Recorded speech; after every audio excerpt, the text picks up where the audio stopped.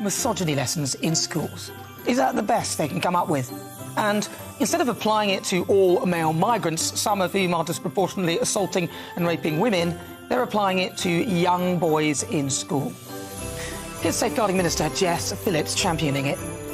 We need to make sure that the government is providing context for young boys in school so that when they hear horrible, violent, misogynistic things, that we can make sure that that doesn't lead young men to a life of criminality. Yeah, we've got a great mind in that.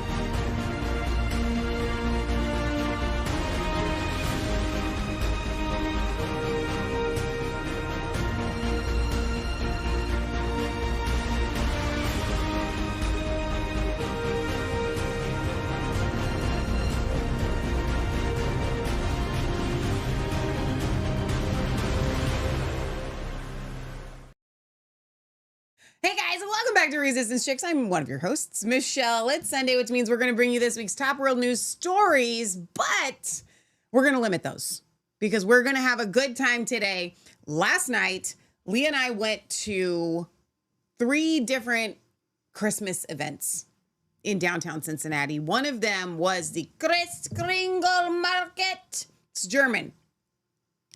I'm gonna give you my punchline here in a second, because I don't want Leah to miss this. Okay, so we are going to do Christmasing, Merry Christmas, around the world. This is not our Christmas special, but it's kind of like our world news Christmas special. Okay, but I do have a bone to pick. I have a bone to pick with the internet.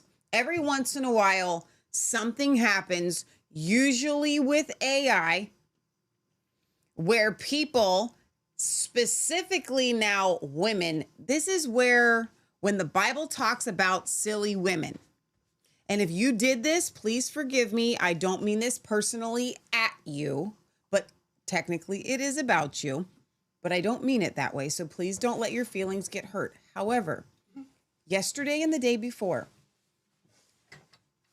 something happened that has broken the internet and broken my faith in my friends.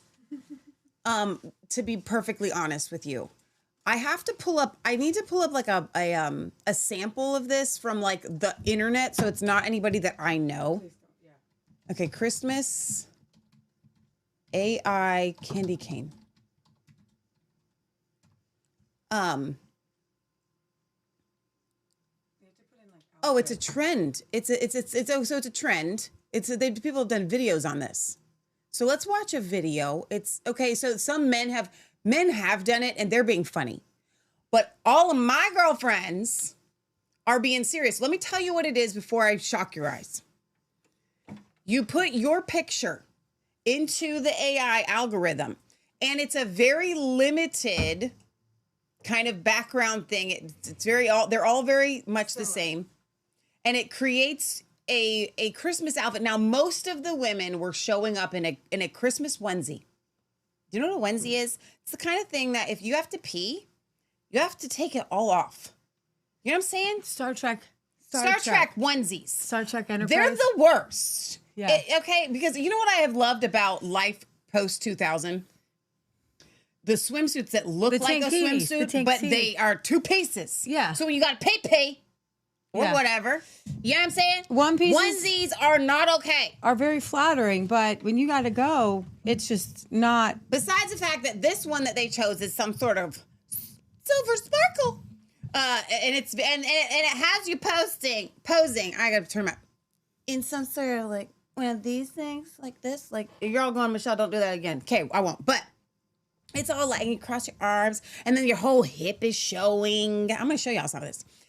Please don't show any with the cleavage because I was like, I'm gonna see. it's like AI cleavage, which is like So the worst. the problem that I have with this, and I need to just show it to you so y'all can know what I'm talking about. But like, besides the fact that 99.9% of these are provocative kind of poses and tight clothing. And that's like some of you didn't do the provocative poses, but you picked them because everybody else was doing the provocative poses.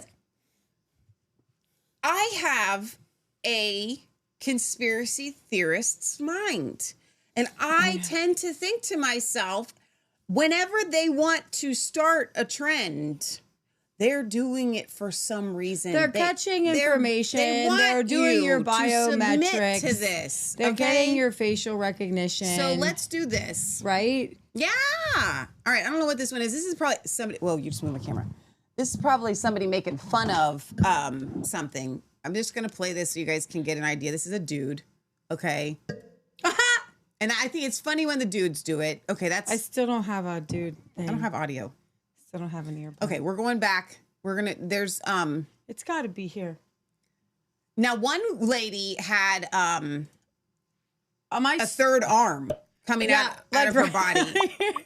Okay. That's the problem with AI. Hey, what's up, guys? Welcome to another trends on this. So these are occasion it. of I was hoping pages this would be more funny of our than this official guy's probably website in telling the you how to do description. it. That's Oh no, that's like an Indian guy being like, "Yeah, I want your information." So these are just people that are doing it.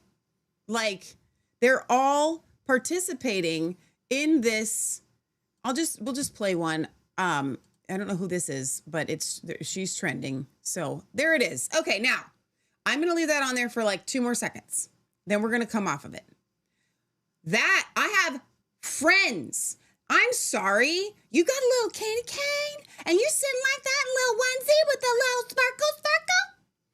You're not just saying Merry Christmas. Merry Christmas.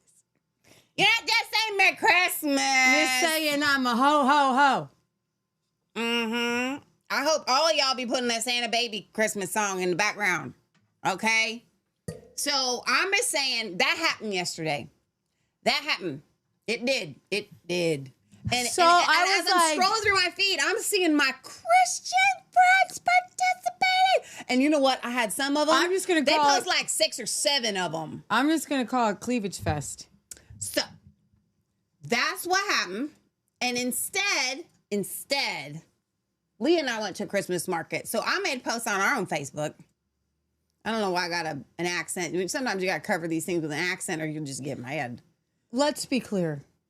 Well, there they are. That's how you do a Christmas picture if you So- want to look magical. I would say, like, we had thought about going ice skating. Cincinnati, your rink is rinkety dink dink. But it was so packed. There was super long line. We couldn't. It looks like there's nobody there behind us, right? It looks like no. It was like a It was mosh a flood pit of people.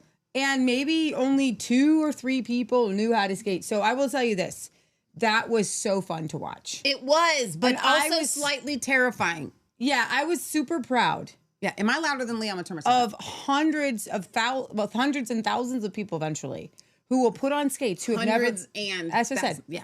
hundreds and thousands of people who will Right. put on skates who have never skated before.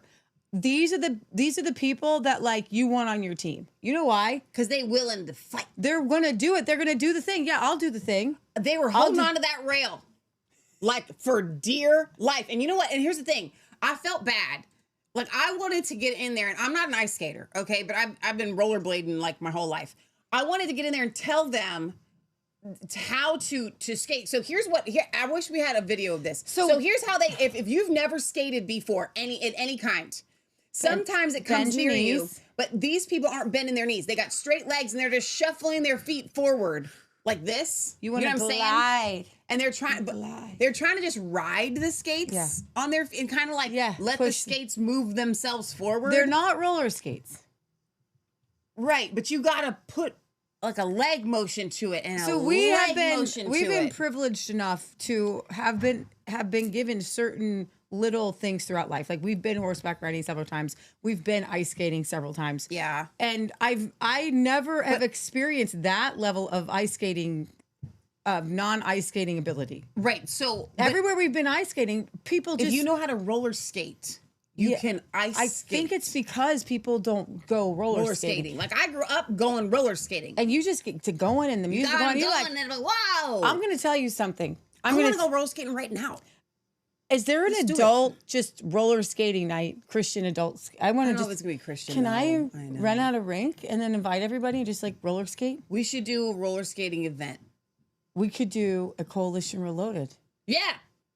Let's go. Let's do it. We can get everybody in. I love roller skating. Me too. Even more than rollerblading, but rollerblading is cool. I find it easier to rollerblade. I don't know. I find it scarier to rollerblade, to be honest. I love old-fashioned roller skating. But here's the thing. What about you guys? What about you guys? You guys like... Forget the roller skating. We're talking about ice skating. Let's rent out an ice rink. I'm going ice skating. It's Christmas time. Ice rink, man. Because so I've probably been ice skating maybe about 8 times in my life, which is not a lot. So there is a difference for me for ice skating and roller skating, like big difference. Well, first of all, skating is this thing. So with roller skating, and I'll put this in the chat if you guys do this, like roller skating, I can get to roller dancing. Oh, you know what I mean? Roller dancing. Like roller ice skating is you're still with a blade. You just said roller ice skating.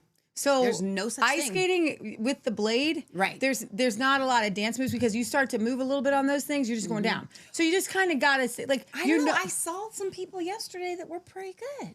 They were, but I think they could have been dancing.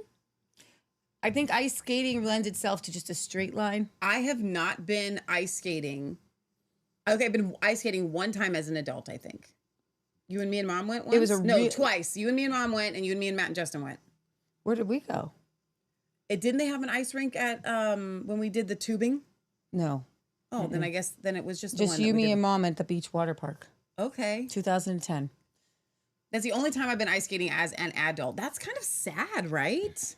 Like for those of you that are like Northerners, which you would think that Ohio is, we're not. We don't, like, hockey is not really a thing here. Please don't let that hurt your feelings. Like, it's just not. But we do have ice skating rinks. We have several of them. So we could go. There's no reason we can't go. Yeah, there is. What is the reason? So Matt has said this several times. As the older you get, the less likely you want to be able to break a bone. Leah. And so... You ain't gonna break no bone. You think you are more likely to break a bone ice skating than roller skating? Gazillion %. Well, okay, roller skating has the 4. So I have never seen, I very rarely have ever seen even like the most uncoordinated person fall roller skating. But we were seeing people wipe out. Okay, on so ice skating. Those, but Leah. And then when you fall on listen, I fell the other day. Don't pick. Falling on a roller skating rink is kind of hard because it's a little, you've been on a basketball court. It's kind of hard to fall. They're sticky, right? Ice is a thing that you just kind of fall on. So the other day I told you guys I was washing the car. It was just barely above freezing. And it was like Home Alone. It was like boop, boop, boop, boop, boop, boom, down. Here's what you want. You want whoop, whoop, whoop, whoop, whoop, whoop. You don't just like in roller skating, it's not, you kind of can just glide. I have fallen roller skating though. I've never. Yes, you have. Rollerblading, but never roller skating. Oh, well, okay. I ain't count. That's why I don't like rollerblading. Rollerblading, I wiped out. Here's the thing. I think it's healthy to fall every once in a while in life. I think it's good practice. I don't want to fall anymore. Okay, but okay. So there's this place in Indiana. I want to go. They got 2 things. Yeah. And every time it's like it's in the Southern Ohio fun thing to do list. Right. Southwest Ohio. But I don't know if you've seen, and it says in Indiana. I don't know if you've seen Indiana. It's a pencil, okay? So there's a difference between like an eraser of a state and a pencil of a state, okay? Indiana, you literally can just go like this and you're across it, okay? But if you've got to go from the bottom to the top, that's like 20 hours, right? Okay? And so For our UK viewers, it's not. Leah is being facetious. And 3 hours is not that far. it's 4. Oh, really? Yes, because it's a pencil state. Okay, it's a pencil state. It's literally just like a line. That's all it is. Like you could have 1 foot in Ohio, 1 foot in Illinois. And then, but here's the thing. It's going to take you 20 hours. You're going to be in Michigan. Okay. So here's the thing. If it had said cool ice skating rink that's got like this serpentine looking, it's like an obstacle course. Looks just like a trail. And everybody was like, wow, this looks so cool. And it was in Indiana. So I was like, you know what? I'm going to do this thing. I'm going to do one thing. We're going to do this one thing. It's in Indiana. It's not going to be far, right? I'm thinking Indianapolis, an hour and a half drive. No big deal. No, it's in Michigan. If it had said Michigan, I wouldn't even clicked on it because I ain't going to Michigan in winter. For those of you that don't know, like we can drive to Indiana in 35 minutes. Like we can get in there. Like it's not far. We're in the corner of Ohio. So. I can spit into Indiana from my house. Okay, so it's like not a big deal. We're called the tri-state for a reason. I can be in, and Kentucky is another one of these problem states. Okay, because you can go up and down in a couple hours, but you got to go from left to right, and you're going from California all the way to Washington D.C. It's a fat state. So these states need to be like Ohio. You know why? Because round. I understand Ohio. It's round. We're a circle. Ohio is almost as wide as it is tall. So you know that in any different direction, you're probably going to need to drive somewhere. Okay? I get that. So anyways, they've got a toboggan run. Right that next. That does not scare you? In the same. That does not scare you? Because I've seen cool runnings. I know what happens. I feel the rhythm. Feel the rhyme. Watch out, world. It's bobsled time. Not bobsled. I said toboggan. Yeah, but the same thing. Toboggans are like, they both have skis that you sit on. A set of skis. So we said Christmas around the world. Can I just take you guys to these places that I want to go? Leah. Okay, so this is this toboggan run. Do I need to pull up your tabs because I don't have them ready yet? Yeah. So we're going to go to Christmas markets around the world, and we are going to do it fully clothed. Okay? Wait, I wasn't done. In provocative outfits. So now that onesie probably isn't too bad if it had like cleavage like covered. First and of all, you weren't it would actually be fine if you were posing just like standing. Yeah, exactly. You're standing there like holding a candy cane. Honey child, this is what you need to understand. Put your lip up. Put your lip up. Okay, you don't get to sit it. Okay. Stop it. Now listen, and it's AI. And they put this girl's face on there. And, honey child, you need to understand something about that AI. It didn't have anybody lose no weight. I was it like, did, though. It had several of my friends, but what's funny is it didn't make them stick thin. It had several of my friends drop about 20. No. What it did was it took you and it literally gave you a little bit of bigger booty and it cinched your waist in, but it kept big people big. I was like, it did, but it still made them look a lot better than they did if they were. And here's my question. This I is was what like, I wanted to say. AI, if you were, I'm not doing an AI image. I want to look different, svelte. So what I noticed is a lot of people's faces literally didn't look like their own face. So the AI kind of failed in that regard. There it is. We'll get to that in a second. So I want to finish this thought on last night and Christmas and the AI whole thing. So we did our own Kris Kringle market. Okay. I'm not going to be, this is going to be a monologue. Don't pay attention to Leah because she cannot react right now. She's like totally in, you know what? I'm in Michigan. I'm going to save what I want to say for later. I won't forget it. Let's do the toboggan because your brain, you are a one-track mind cookie. I can hear you.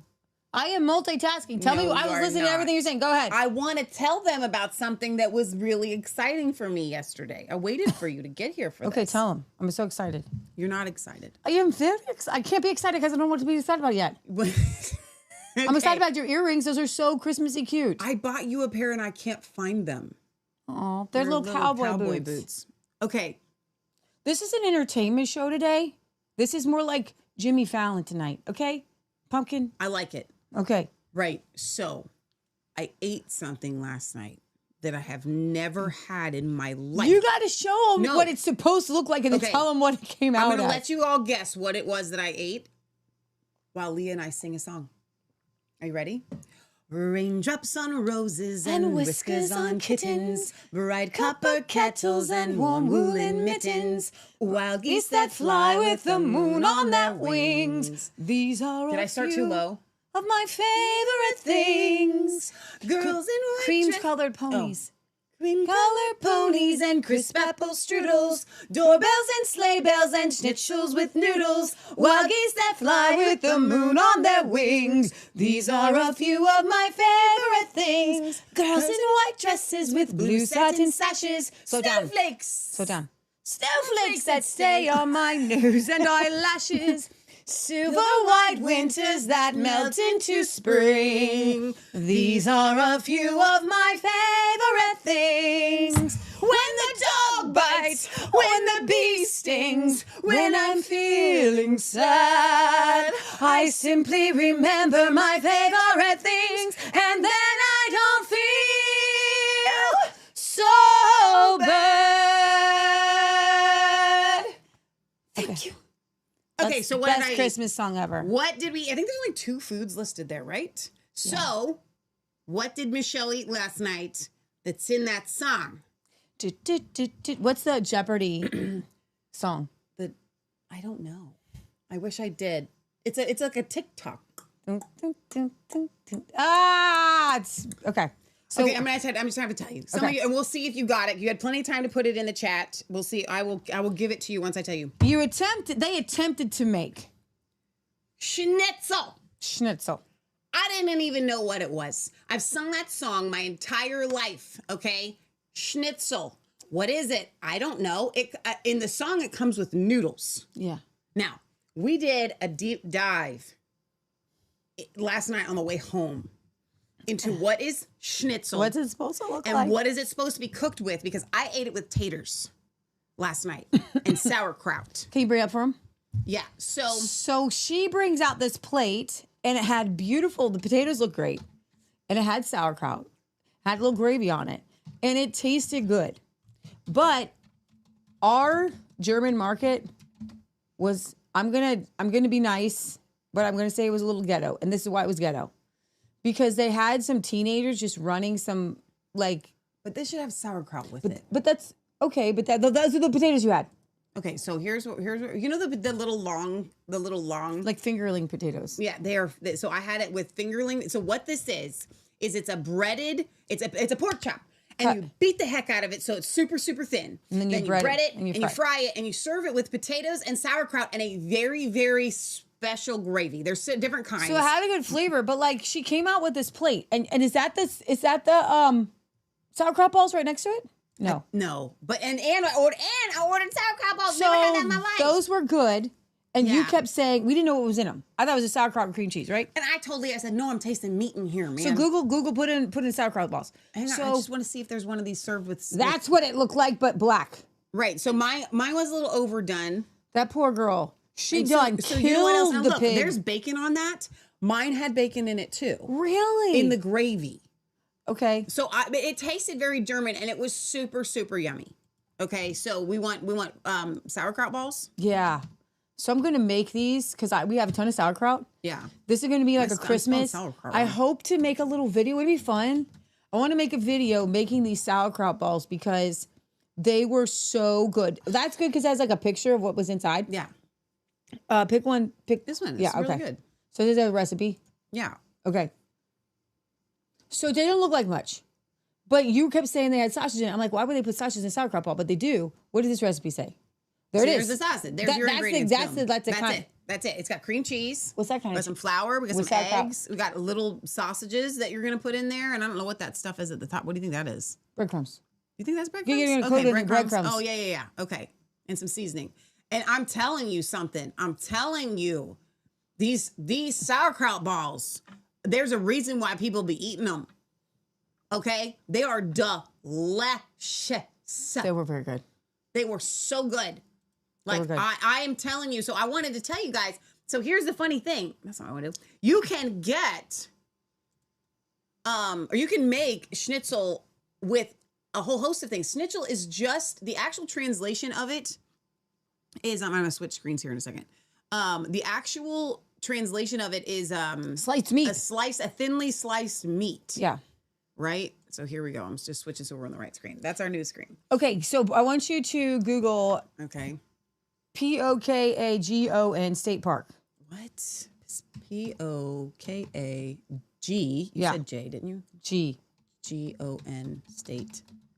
So I want to show you guys that this is actually in Michigan. Pokagon. Okay, so look at this. It's So Pokemon. click on the state. This is why I was so I really don't have the Disheartened time is the word that you to wanted. go this far. Okay, you guys can see where we live. You can see where now. I don't know if you guys can see. There is a state line there. Yeah. I told you. They said, "Oh my gosh, it's in Indiana." No, it's So in do you see Michigan. in the lower screen where that purple is? It says Kings Island. That's where we live. Yeah, And this is where it is. Chicago? It doesn't look that far. Chicago is like It's about as far as it would be to 6 Chicago. hours away for us. Okay.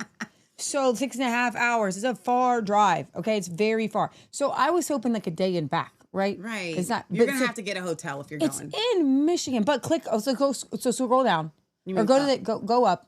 It should have, I want to show you what We're this going is. to Kalamazoo, man. You're going to, oh, okay. We got to put in the toboggan. Toe. Now watch this. Do you guys want to go with me? What? No, I told you it's Cool Runnings, man. I want to go. No. Yes. Let's see. Okay. So what else does it do besides the toboggan? I don't know, but we're going. This looks so fun. What? No. I It's told you high I've speed, I've seen and it Cool goes Runnings. far. No. It goes so far you can't even film how Okay, far so this you're actually going. is on a toboggan without the skis. It's really long Okay, it's though. not as bad as I thought. All right. Okay, it's like super long, Okay. like forever long. I gotta go to the chat. I know you guys have something to say about this. They got to. Okay, so they're gonna film their family here. Here they come. That's so fast. That's too fast. Here How they fast come. is that? Is that Here they 35 come. miles an hour? I don't know, but whoa! That's 30. That's 45 miles an hour. That's either sped comes up another one. or that Here comes is another too one. fast. Stop it, Leah. That kid smiling like that. If you wreck, you're dead. Now let me see if I can find the Indiana ice skating rink that I would love to go to. Ice skating, and it's got like a I have to find the one. Hang that's on, you cool. look for that. I'm gonna read some Okay. comments. All right. So, did anybody guess the schnitzel part? I gotta go. Oh wow, you guys have had a lot to say here, and I'm glad. I love it when you guys leave things in the chat. Okay, I'm not seeing that any of you. Okay, guys okay, guessed this is it. the Wait. coolest. Hang on, wait. Wicked Psych says you can't steer a toboggan. Toboggans are flat wood with a curve on the front. Thank you. You're right. It's like a sled. But you can fit multiple people on them. Barry says best toboggan is an old car bonnet or a hood turned upside down with a bit of polish on it, and but be prepared to crash. No, thank you. Wicked Psych says that's not a Christmas song. First of all, it sounds Christmassy, so you can't. It's wintry. People sing it at Christmas because it's a nice Christmas song. Let's see. Shauna says yum. Chris says that's a creative way to make it tastier. Let's see. Steeler says I've never had that. Aunt Gail says chestnuts. I've never had chestnuts that I know of. Have I? Chestnuts are roasting. So, but no. So I can't believe none of y'all didn't guess schnitzel. I'm shocked at you. I have never had sauerkraut. I assume it's cooked coleslaw. Hang on. Wait. Stop the phone. I'm not moving forward until I set you free. Wait. Wicked Sight. Hang on a second. Wait. I'm just going to stop right now. And we need to stage an intervention for Wicked Sight. What'd she say? I've never had sauerkraut. I assume it is like cooked coleslaw. Oh, cooked Coleslaw. Okay, so let me tell you. Now, you have heard us on our show talk about fermented vegetables. The reason why a pickle tastes like a pickle, and they put it in vinegar, is they're trying to get the flavor of what is a fermented cucumber. A fermented cucumber is something that is put in salt water and along with dill and peppercorns and garlic and yummy things, and it tastes amazing.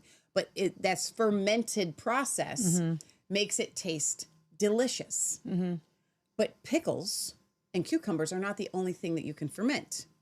Cabbage is another one. When you ferment cabbage, and you can do so just with water and salt, it turns into something called sauerkraut, which literally translates to sour cabbage. fermented cabbage. It's so good. It's like a pickle. So it tastes like a pickle, but you're eating these little And you shreds of pickle. don't want to cook it. It shouldn't be cooked. So the reason why But it you can. looks cooked, You can. My grandma made a lot of recipes. the reason why it looks cooked is because technically when you buy it from the store, it is. Because anytime you can something, which everything from the store is either in a bag or canned, you're cooking it and you destroy all the amazing probiotics bacteria that are in there. I will let you in on a little bit of history of Mass Faith 3. That's our original YouTube channel that has died the death. They literally sent it to hell, meaning they used to keep those channels and they canned them to save space. So our 3,000 videos for Mass Faith 3 are we gone. had a making sauerkraut. And we video. had a making sauerkraut video, which people were very rude to us. That video went viral and it got, I don't even remember how many views that it got for us making sauerkraut, and we canned it. But we had all of these people out there that were A, very thankful for our recipe, but B, giving us a hard time because of the fact that we canned it. Because if you can sauerkraut, then you have now lost all of the good bacteria in the sauerkraut. Yeah. So anytime you buy sauerkraut from the store, it's dead. It just tastes lovely. And anytime you make it at home, it has lots of life. But if you were to cook it and put it in a recipe like I would and I will, Yeah. we will lose the bacteria, but you'll still have the flavor. So it's a, imagine a vinegary flavor in a cooked cabbage texture, which is, it's slightly more textured than cooked cabbage. Cooked cabbage gets really mushy. So there you are. There we have now set you straight. It's delicious. Any human that has never tried a dish with sauerkraut, I believe needs to do that, needs to make that happen. So I will tell you my grandmother's recipe of sausage, potatoes, and sauerkraut, which is one of the greatest things. That should be in our recipe book. So speaking of the calendar, I wanted to put those types of recipes in the calendar. It seems like we're steering more towards homesteaded recipes, which means that we are going to have to do a Resistance Chicks recipe book of all the recipes that we have made for the last 20 years. Some of them are our grandma's, some of them are mine, some of them are Leah's, some of them are my mom's. Well, there will be the potato rolls in November. Oh, okay. Okay. Leah's going to give a real recipe. Okay, so this is Howard Park in South Bend, Indiana. Michelle, first I want you to show them the Google. I Googled it first. This one? No, I thought I did. Yeah, that's not it. Is it over here? Is it that one? Does it say Indiana? This is Howard Park right here. Okay, Ice now just skating look at rink. the images. Click on images. No, not This will on do that. it? No, it won't. No, it won't. Yeah, well. No, it's not. No. You need the overview. No, go back, please. Okay. Click it out. Go to images. Thank you. Okay. I already know I've done this. There it is. Oh, wow. This is different than the toboggan thing. No, that's the ice skating rink. Right, I know, but this Of isn't- course, it's different. But They're are the they same- near each other? Yes, they're both in Oh. Upper Indiana. Let's go. How long is it open? I What don't is the know. time of January? I don't We know. can make an overnight of So I it. want you to play the video on the end. Okay. I opened it up. All right. Try fast forward a little bit. It's that time of You can year. fast forward till they actually get there. There we go. So it's like a track almost. Yeah, it's a track. Well, skating season is officially here at Howard Park, and there's a ahead. lot of events happening Yeah. throughout the Okay. winter. Leah But let's wants talk you a just little. to show. My favorite thing so far has been going over the river to Plaza Park. To buy the season. Enjoy your day, or if you like skate, times around the ribbon, and then just get on off and enjoy some of the other things that are happening around. Ice So it's big, skating, is what pond, Leah's and getting. trail. Well, It's you big can really and make it's a day of trail, it, and it's especially like when you you're coming actually out from do one of something. these You events. So go, there you are get any to a other place, like you go events around in a circle. Park that we have, and that's a little bit collective experience. So is there another video that actually showcases the thing? No, I couldn't find a very good one. That's it. That's all we got. Okay, that's still fun though. That's why I wanted you to see the overview pictures because Yeah. they were way cooler than the video. It because- does look very big. Although I wonder what's like in the center of it. So this is where you wanted to go. Yeah, I was like, oh my gosh, we're totally gonna go, and then everybody else was like, wait a minute, that's like totally northern. So here's the Indiana. thing: we should do like a Resistance Chicks. Anybody that wants to drive to northern Indiana can come. So, we like- should tell people when we're gonna go. So like We should here's go. the toboggan run, and it's like Yeah. on the same, like it's next to Michigan City. It should have said Michigan. It should have said this thing is in Michigan, and I wouldn't have clicked on it. So I'm like, I'm not going to Michigan. I have no desire to go to Michigan. It's not just next to Michigan, it's next to Illinois. It's not, yeah, it's not even just like up, it's up and over Yeah. for us. Okay. I'm sorry. Yeah. So anyways, all right. So we're going to hit a little of the news stories tonight. Today, this is the afternoon. We are not in the evening right now. Tonight, today, whatever. Right. Steeler says, I've never had that. That's what was from earlier. I'm still going through the comments. You guys had so many good ones. Sherry says, I just drove past Kings Islands. Vinegar instead of mayo. No. So you're still. Oh, okay. Okay. No, that was from earlier. All right. So I think we've set you straight from there. All right. Chris says those 3,000 videos are saved in the halls of heaven. Amen. Chris says the toboggan tracks make it much safer than sledding down any old hill. Okay, I can give you that. Nana says I like kielbasa and sauerkraut, which is you're making me hungry. That's it. Stop the show. I'm gonna go make some German food. Okay.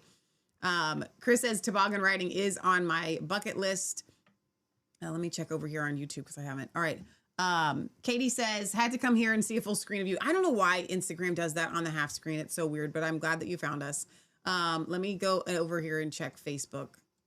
Loretta says, oh, that's amazing. I love it. So we're going to go through these Christmas markets. I will say that eating the German food at the German Christmas market last night made me feel like we did a thing. Okay. So over on Resistance Chicks other YouTube, Sharon says it is schnitzel with red cabbage. My friend's mom was German. It's a common dish. So I also heard that schnitzel with noodles that's what they consider their comfort food. And there's a lemon sauce that goes on it, which that's even more like, I'm like puckering at the sauerkraut and now I'm puckering at adding like a lemon sauce there.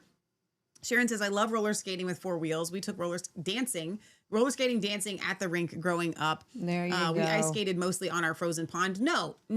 Let me finish your sentence. Let's see. It was much easier to hurt yourself on ice skates. I get that. Like, I'm with you on. I'm not, but hang on. Because like I have a non-irrational and maybe slightly irrational, but I don't think it's irrational fear of ice skating on a pond. Because I have seen too many movies. I have never ice skated on a pond. I will never ice skate on a pond. I don't want to go in. I don't want to go down. I don't want to be like, that is terrifying to me. I'm never doing that. Really? Yeah. I'm not doing it. I don't care how romantic. I don't care if a Hallmark dude in a red flannel shirt and the 1945 pickup with the golden retriever dog shows up in my driveway and says, Michelle, I want to marry you. You don't want to go ice skating on a pond? I'm going to say, I'm sorry. Goodbye, Hallmark guy. Not happening. That's what I'm going to say. Okay, so would you go to my ex real quick Twitter, and I just want to show you guys this video that was making the rounds of this French doctor. Okay. Degassing babies. So babies who get colic, they're like up all night. And a lot of people will tell people to do the little, bicycle your child's legs. Yeah. But this guy, parents who like can't, just go to X and bring up, I just retweeted it. Okay. Because I can do that now because I got my 20th X, Twitter, whatever. So if you have a colicky baby, it's building up gas. You may not even feel that they're gassy, but this guy helps parents who haven't slept in like days. And these are not AI noises. This is what's really coming out of this baby. Okay. Wow. Bon, elle vente un peu gonflée quand même. Hein. The belly is a bit bloated though. You see? Tu piques un petit peu un ventre. Typical babies that suffer from colic.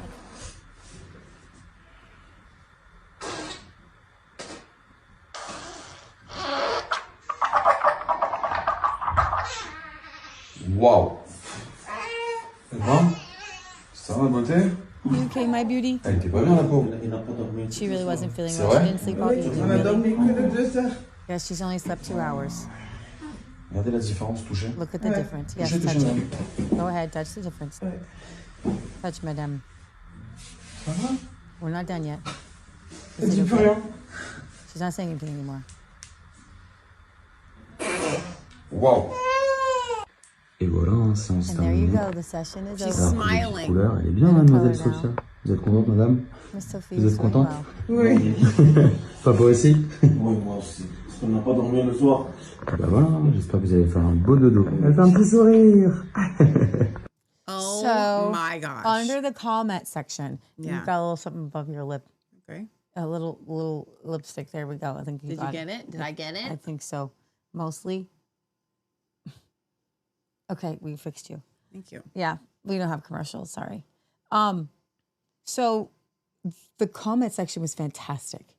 All of these dads, they were saying, I have binge watched, this guy's on Instagram, this doctor. Yeah. They're like, I binge watched him, watched about 10, 12 of these videos. He's like, I did it for my baby and boom, slept all night. These dads, they want answers. They're like, if they can fix a car, they can fix their baby. Yeah, but I think it's deeper than that. Or maybe more surface, whichever way you want to look at it. I think the dads just love farts. I think deep down inside, it's a dude thing that you all are just obsessed with. And the idea of being able to create your own fart machine where, look at honey, look what I can make her do. Pop, pop, pop, pop, pop, pop. I think that it's the inner child that thinks it's so, and so then there's layers to it, right? There's the fascination with farts that boys have had from the beginning of all time. Then you add to that the layer of, well, now I'm a man and I want to take care of my sick child and I can actually do that while still enjoying the fascination with, and I'm not supposed to say the F word. My mom sometimes would probably rather me say the other 4-letter F word than fart, but little known fact, I haven't said this on the show in a while. I was this child. No problem telling you this. My mom would say, Michelle, don't say that word. And so then I would get the silliest little grin on my face. And of course, then I would go fart, because I could not help myself. That is, I don't know that I want to say that that's who I am, but it's part of who I am. That ornery streak in me. That's not a word that my mom likes. So anyway, so I think that these dads just, it's a full-on combo of like how cool. I have a fart machine that I can make do anytime I want. I can be the man that is now helping to ease the pain of this thing that I'm supposed to protect. And I have the little boy inside of me that just goes, oh my gosh, this is so cool. That's me. That's what I think. Okay, so we're going to do a little update. Michelle, if you go back to X. So before you say anything, and you don't like it, so this is not me correcting you. This is me. I have received 2 or 3 messages from people on the pronunciation of that. Bondi Beach. No. Bondi. Bundi. It's so much more simple than that. Bondi. Bondi Beach. They've said, and one of them was Joanne, who is Australian. Bondi. And in the chat last time, they were all correcting me, and I didn't get a chance to correct you because Leah hates to have her pronunciations corrected. But I don't think that if it's me correcting her how to pronounce a place that we've never heard of before and have no idea how to say, I don't think you mind me telling you how it's said. Now, if you continue to say it wrong and I try to correct you, then you're going to Bondi Beach. Get mad at me. Okay, I'll try to talk like this. Bondi. Because it should be Bondi. Okay, it's just really though, because if it was Bondi, it would have an E on it, like a B, like Blondie. Bonsai. That's the only thing I can think of. That with Donna's an I in the at chat. the end. Bondi, like EYE, Bondi. No, that's what it is. It's Bondi Beach. I can't undo what I have done in my brain. And that's why I know, and Leah's just one of those. I'm going to have to do it in Australian accent. We're going down to Bondi Beach. Bondi Beach. Bondi Beach. Bondi. Where these radical extremist Muslims picked off many Jewish people, and the police really just stood by and did nothing. Do I need to go to X all over again? Just refresh the page. Okay. So last time when we were trying to get this real time because it happened like during our show. So that's it. That's one of the first one. The first one with the Hanukkah thing. Wait, Yeah. I need to say this. So I have heard. Now we're hearing still even more. First, it was that he was a Muslim. Then that was false news, and he was a what do they call the type of Christian that they said You mean that the he hero? was? Yeah, the hero. You said he. I'm sorry, the hero. First, they said that the hero was a Muslim. Then they came out and said that he was some sort of special Christian. And now they've come back to say that he's not. And I don't know which is true now because it's all over the place. If somebody has like literal facts that you can prove to me, that's fine. Otherwise, we're leaving it up in the air because I don't know. Okay, so this is St. Mary's. Yeah. You said this is the one you wanted. I know, I wanted to read it. Oh, okay. St. Mary's Cathedral in Sydney is kicking off a tribute. Go ahead and play it. Bondi Beach.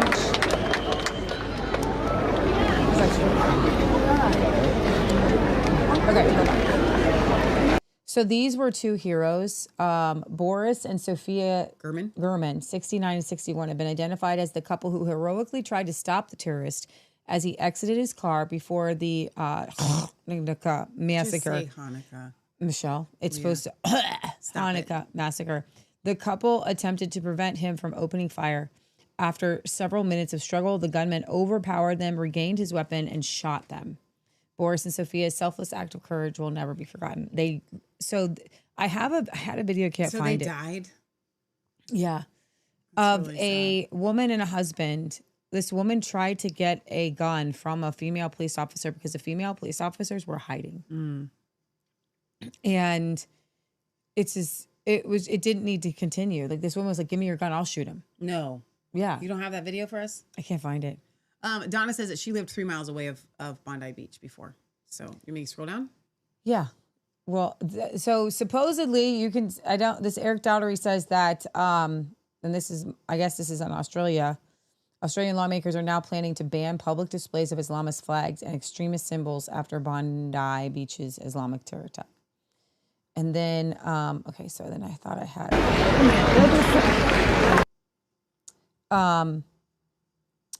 Did you retweet it? I can refresh again. He is a Syrian refugee who wrestled the rifle out of the Bondi Beaches, and he's received a $2.5 million check from 43,000 donors. Oh my gosh! Wow. So this one is saying that he is a Muslim. I guess he is. Okay, very interesting.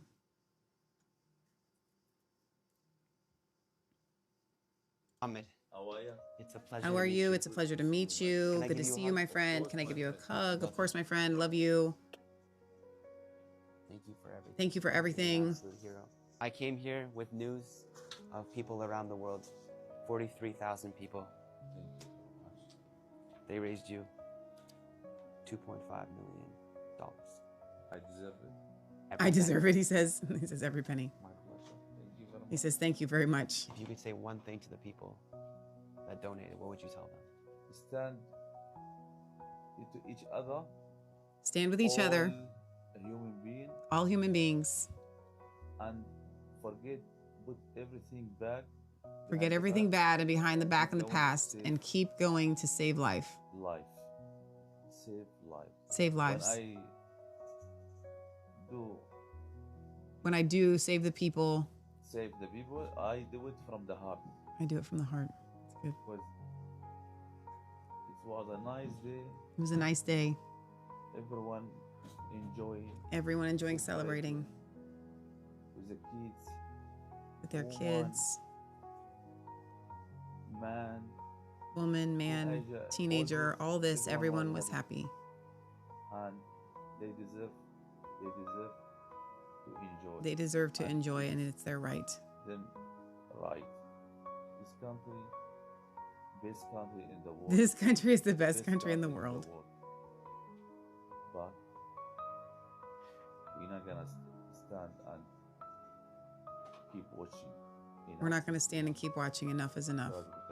God protect Australia. Aussie, Aussie, Aussie. Aussie. Wow. So that is interesting. It says that on Facebook, 70% of Muslims see him as a traitor. Obviously, that Muslim would have shot him dead. Yeah. So maybe you don't want to be a Muslim anymore. So you know what I was thinking, just while we were watching that clip, and this guy, his heart is, he genuinely, so when you talk about being a refugee, meaning you are terrified to live in your country. You don't want to be a part of the war or whatever that's going on there on either side. And you just want freedom. And so this guy seems to be like the type of refugee that you would want in your country. Someone that is grateful, someone that wants to make Australia great again, somebody that wants to become Australian. He ends like Aussie, Aussie, Aussie. Like that's, so for anybody out there going, oh, a Muslim did this. No, you got a man that's a refugee from Syria who loves Australia that did it. Oh, that saved the people? Saved the people. You're not using qualifier words. I'm sorry. We were talking about him. Okay. that saved the lives. Because like it was obviously a Muslim that did it. Which I'm considering the event. The main event we're talking about is the mass murder of all these people. To me, the main event is this hero guy. I mean, I don't want to I'm not overshadowing the tragedy of what has happened to the people, but I think to honor what has happened to the people, you highlight the hero that was trying to protect them. Yeah, I still would say, I'll be honest. I'm sorry. I probably wouldn't bring him in. Not at this time. Maybe not at this time. That's not the point. I think that's not what I'm saying. I'm saying that there has to be a process where if you want to bring in anybody, you have to vet them for their, like, so if you want to become a United States citizen here. They try to vet them. They can lie. No, they don't. They don't try to vet them at all, Leah. They come over on boats and stuff. Like, they don't vet these people. They let them all in. True.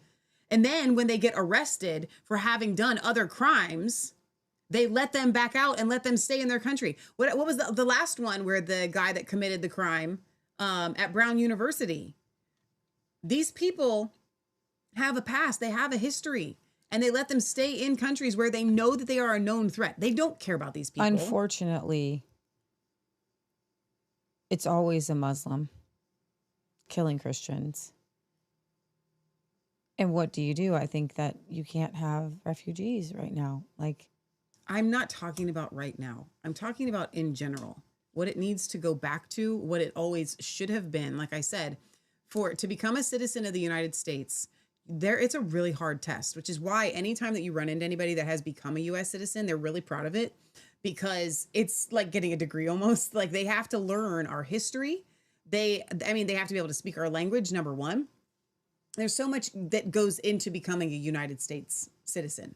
So what I'm saying is that if your country wants to allow people a refugee status in special extenuating circumstances, there has to be, you can't just say, we're going to let all of these people in, or we're going to let 3,000 people in, or we're going to let so-and-so. Like, you have to have a literal vetting process where you're saying, oh, Michelle, they can lie. So this is what I'm going to say. I could invent the process that would probably be 95% accurate. Christians going into a Muslim country are going to be committing an act of spiritual warfare in Iran, and they know that. And they vet out, and they really don't let Christians in. Mm-hmm.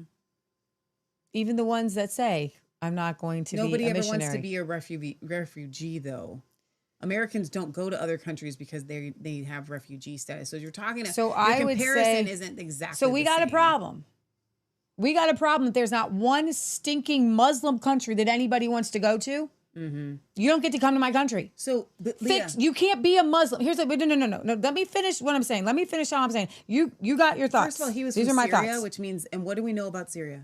Some of them are Christians, and a lot of the Muslims there are very tolerable of other religions. Don't care though. Don't care. I don't. Let me finish my thought. These are my thoughts. Okay. You don't have to have my thoughts. I don't. You don't even know what I've said yet. I already know where you're going. Go ahead. There are how many Muslim countries? If you need to be a refugee and you're a Muslim, you need to either become a Christian, not be a Muslim, or go to another Muslim country, because your logic does not make sense. It doesn't make sense. What you're saying to the rest of the world is that you're going to hang on to your religion. You're going to hang on to this religion that you have. And there's not one country, this is a big world. There's not one country that has your religion that you can go to for safety. So I'm going to say no.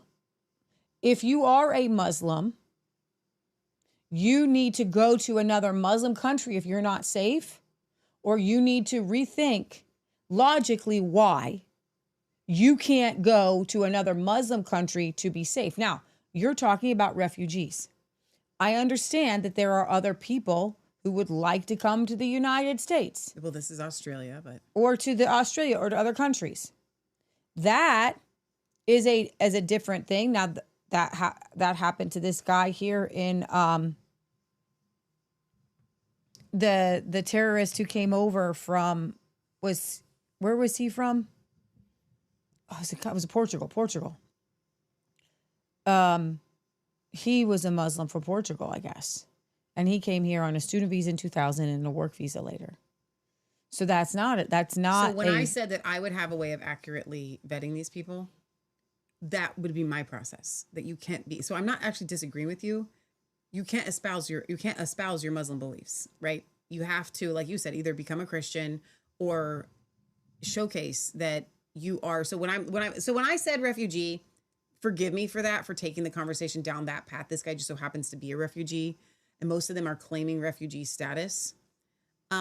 Refugee, or whether you just want to immigrate, because that's the problem that we have right now, is most people around the world want to come to the U.S. Western country or a Western country. They just want to. It's like I've always wanted to go to Disneyland, or I've always wanted to, it's my dream to live in this place. Like they just want to come and live in America. Now, that in and of itself, honestly, I don't even have a problem. I think you're wrong. I think your country's probably better for you. And because you're supposed to grow where you're planted. No, what I mean is, forget Islam. I'm talking about, we ran into this lady yesterday who has somebody that's German.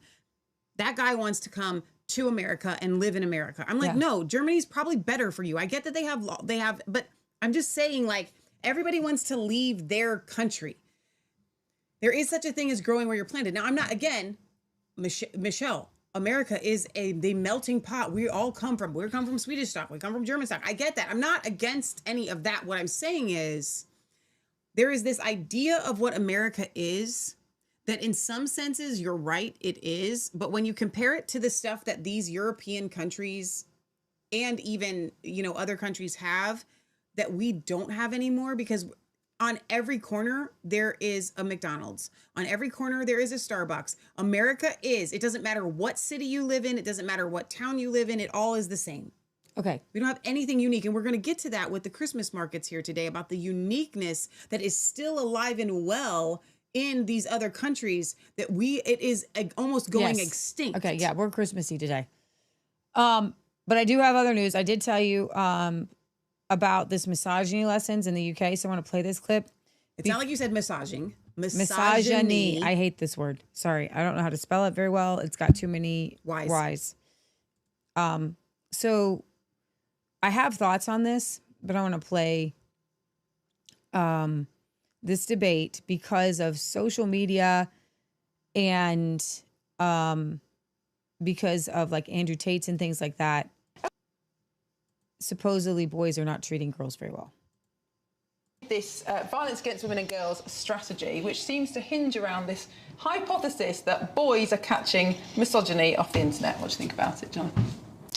I think that we can't argue that misogyny is rising, and that people like Andrew Tate have had a huge influence in the so-called manosphere over the last few years, and that a lot of teenage boys are very, very influenced by this culture of misogyny, this sort of pornification culture as well, which we've heard a lot about. And obviously, we hear a lot about young women and girls being harassed in the streets, and anything that can be done to try and curb that in some way as part of a general education, I think is to be welcomed. I don't see why we have to have sort of this either-or approach to say that, to pretend that young men and boys are not subject to some kind of online radicalisation, or they don't pose any threat to women and girls, and therefore it's just other people. I think that there should be... I suppose the question is, how do we tackle it? I don't think there's any argument that it's happening, but are anti-misogyny lessons going to have any effect? The problem that I think we all know what the debate is around this, and Badenoch has already talked about it, jumping on a bandwagon as usual, which is that it should be migrants that should be given these classes. I think that, first of all, you can separate two different issues. Young men in school are clearly being given all kinds of lessons, some of them good, some of them bad, from the world, and that if we can address that in some way through the education system. We always talk about how do we stop violence against women and girls. Obviously, education is one of those ways. And there might also be an issue with people from different cultures coming here and just helping them to understand the British laws and norms. I have no objection objection to that whatsoever. That happens in other countries. So I don't see why there has to be a cultural issue about this. This seems a very, very sensible way of tackling a very serious problem. Yeah, Emma, what do you make of this? Because I think the government's very confused. They're very, very confused. They can't put... They didn't really know, a lot of them, what a woman was until the Supreme Court defined it. Now they're worried about actually abuse against women. It's like, well, tell us what you think a woman is, first of all, because it could be a man in their books. Silly, Alex. Well, it's true. Silly, it's don't be silly. It's It's true, a serious Jonathan. issue, The come Prime on. Minister couldn't even define what a woman... Silly, Alex, it's a serious problem, come on. And by the way, Alex, trans women are subject to all kinds of violence. Hang on a minute, it's you two that are supposed to be fighting. No, we need to go back a long way. Go on, Emma. Okay, well, I think that there are several points that can be made about this. The first is the government is completely incoherent when it comes to women's safety. You have Jess Phillips coming out and saying we need to do more to make sure that we eliminate, and which I don't think you can do, totally eliminate violence against women and girls.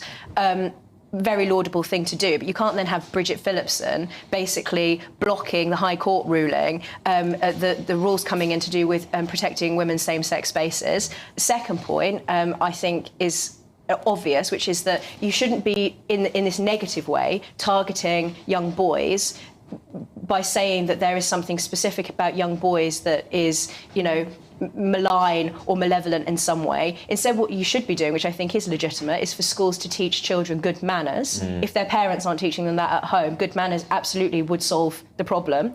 But I don't think that attacking young boys in this way is going to be helpful at all. All it's going to do is cause more resentment. Young boys are already sort of bearing the brunt culturally at the moment. And I think the third point is that Kemi Badenoch is absolutely right. She's not jumping on a bandwagon. She's the leader of the opposition, and she's commenting on a very important issue. I think she's absolutely right to say that the issue isn't, when it comes to the safety of women and girls, people like me are not walking down the street thinking, oh, an 11-year-old boy is going to do something terrible to me. We're walking down the street thinking an unvetted migrant who's come in, might do something terrible. But I think she's right to point out that if you have unvetted men coming in from countries that have regressive views on women, then you will have violence against women and girls. If you have no controlled immigration, women and girls are not safe. But I think, Jonathan, there's nothing more important than keeping your money and your identity safe online. And with so many VPN, click the link. I mean, I absolutely wouldn't argue with you about the impact of some very conservative Islamic cultures and the impact that has on misogyny. But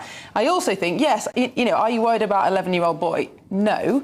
But the pornification of culture, how that is making boys and men behave, or what they think is sexually normal compared to in previous generations. 40% of young women under 35 have been strangled during sex, compared to 5% of over 60. It's about so it's changing massively behaviour. I completely agree. I mean, they are two separate issues, but they're combined in the issue. Yeah, the government is combining them. Yeah. And so, I agree with you. I think, the issue is partly things like violent porn, the loss of manners. Can I just say this on pornography? Because I hear this a lot. Actually, a lot of young women have also believed that things like strangulation is exciting in the bedroom. So sometimes I just wonder, and listen, I agree generally with trying to tackle this issue. I just wonder whether actually are British boys more misogynistic than they were, let's say, in the 1980s or the 1950s or the 1960s? Is this really as bad as it was back then, or are we living through the best times ever and Labour MPs have watching too much?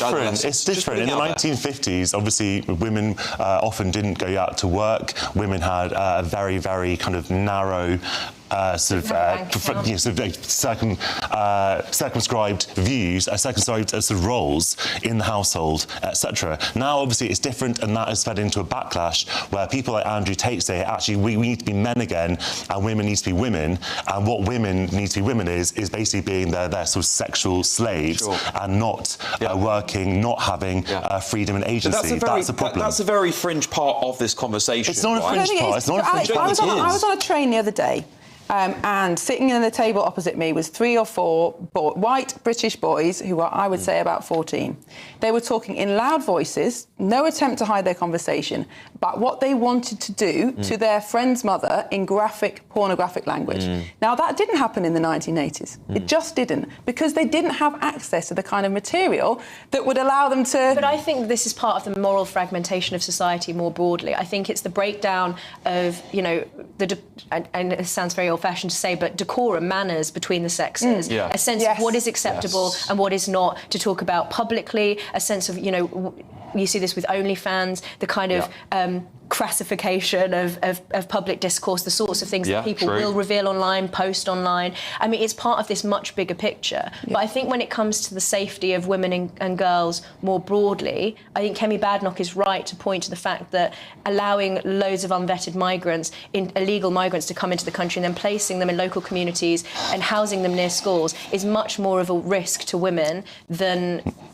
But I'm not saying it's not. And this government also pushed very hard to ensure there was no national inquiry into grooming gangs. As I said, they've got the puberty blockers trial of children. Why are you conflating completely different issues? Absolutely. And by the way, obviously talking about migrants and talking about puberty blockers and children are demonstrably different issues, Alex. And by the way, people like you, Alex, people like you, we kept on talking about the CAS review and using the CAS review. And by the way, I think you have some slightly strange views on trans, because in private you've said that you're actually quite in favour of letting people live. So it's interesting that on people to live their life. I just don't live and let live. Live and let live is what you always say in private, Alex. Let's just be clear about something, because we talk about my private views, and the audience absolutely, all my views are very, very public. So I'll say this, what I've said to everyone else. After the age of 18, do what you want. I don't care, as long as it doesn't impact my life, and you don't force me to change the way I live, and you don't go after children. No one's trying to force the way you live. Well, they are. If they're trying to force men to go and allow men into women's toilets. That's absolutely a change of the way people live and a changing. Can I just defend? It is all the same. I would like to defend your position here, because I don't think that these are two separate issues. You can't separate the issue of trans never mind same-sex spaces, but even things like puberty blockers, early transition, you can't separate that from women's safety issues. I mean, there are lesbians who have said that with children in particular, that transitioning children is basically a form of conversion therapy, because a lot of those children would just turn out to be lesbians. So you can't, I mean, yes, they are separate issues, but if we're talking about under the umbrella of women's safety and about sex-based rights, you can't separate those issues out. They are significant parts of the debate in this country when it comes to women's rights. Hilary Cass, under whose umbrella people on the gender critical side have used as a... So I'm going to pause that, and I actually appreciate that particular conversation. I think that all four of those people had very good points, and what I like about GB News and kind of Britain in general is that they tend to have more real, deeper conversations rather than talking points. Sure. Each one of those people, I hate talking points. Fox News, no, CNN, they were all deeply convicted. I would rather have a conversation with somebody who actually believes something, and then maybe I can persuade them, or maybe I can learn something from them. Right. Love the redhead there on the left. She's a Christian, by the way, and she's very articulate. So let me articulate this broader discussion that they're having.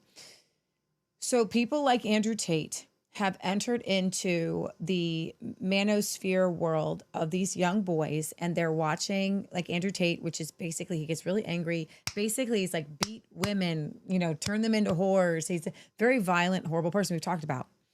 And these young men are so missing in anything that resembles masculinity.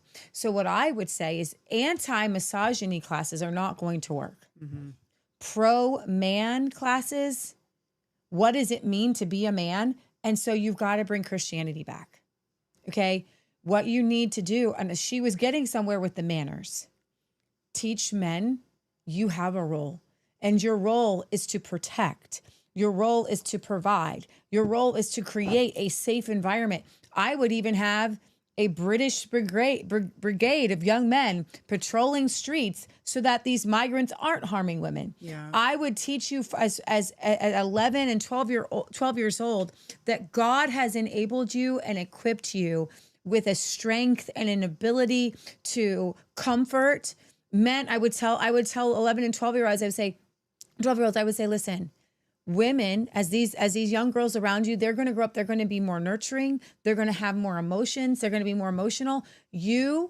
You are going to be able to control your emotions better. So in certain situations, you're going to be able to act a little bit clearer. You're going to think a little bit clearer. We're going to need young men like you in situations to be calm, to be rational, to think about others in the situation. We need you to be leaders. So when you're instead of anti-stuff, now, if you want to stop this misogyny stuff, you would ban pornography. And that's I guess I don't want to sound super nihilistic here and like hopeless. Like, well, Michelle, those things are never going to happen. So what is your answer? So the answer is still the answer, regardless of whether they're going to implement it or not. And it's not just banning pornography. The answer is exactly what our societies were 65 or 70 years ago. Okay.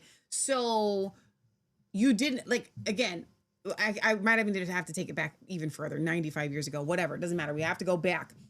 I was looking in the Webster's 1828 dictionary because I wanted to know what it had to say about, is misogyny even in here? At the time that this was written in 1828, misogyny is in here. I've never even heard this word. This misogamist is somebody that hates marriage. So a lot of people out there actually are misogamists. They are misogamists. And so misogyny and misogynists they're very simple. It just says the hatred of the female sex. Okay. I don't even think that your anti-misogyny class works because hatred is such a broad term. What does that even mean? Because people are gonna be like, I don't hate women.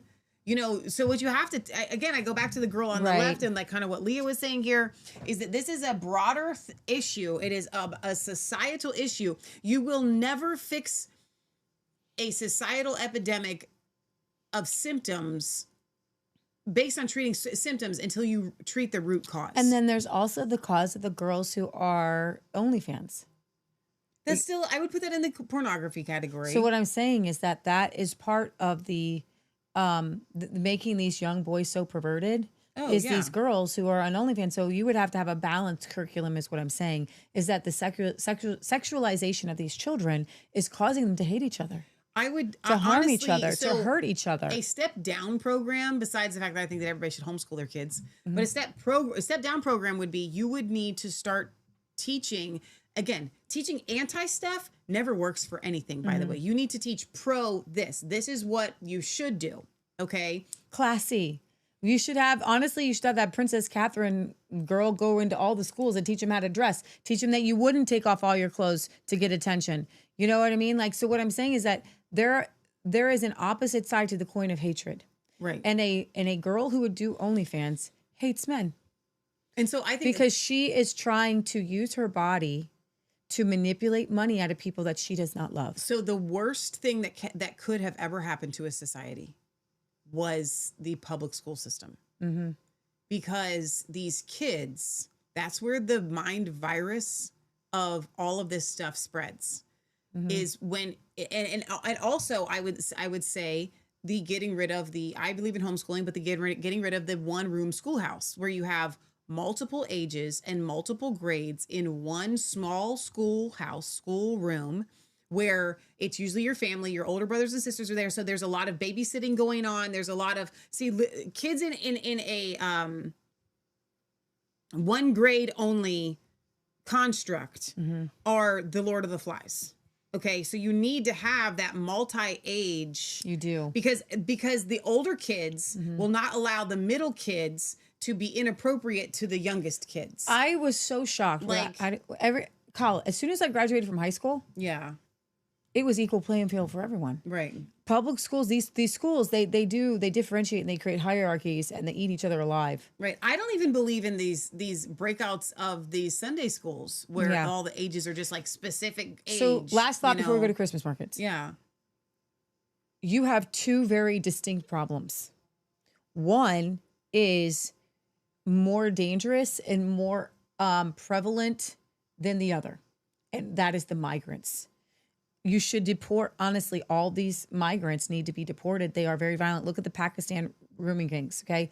So she's right. These are coming from very misogynistic countries. If you come from a misogynistic country, you can't come to the UK. You need to go to another misogynistic country. You don't get to immigrate here. You don't get to come here. This is why I keep saying, I think I'm on to something. You don't come to the UK. You go to another one in your realm of belief system, because if you're going to import a virus, you can't come here with TB. They check you for that kind of stuff. You know what I mean? Right. Like they check you for viruses. And if you come from a country that has a mind virus of misogyny, of making women wear headscarves and things like that. So can we get rid of this word, please? Okay. Like it's not the right word. Okay.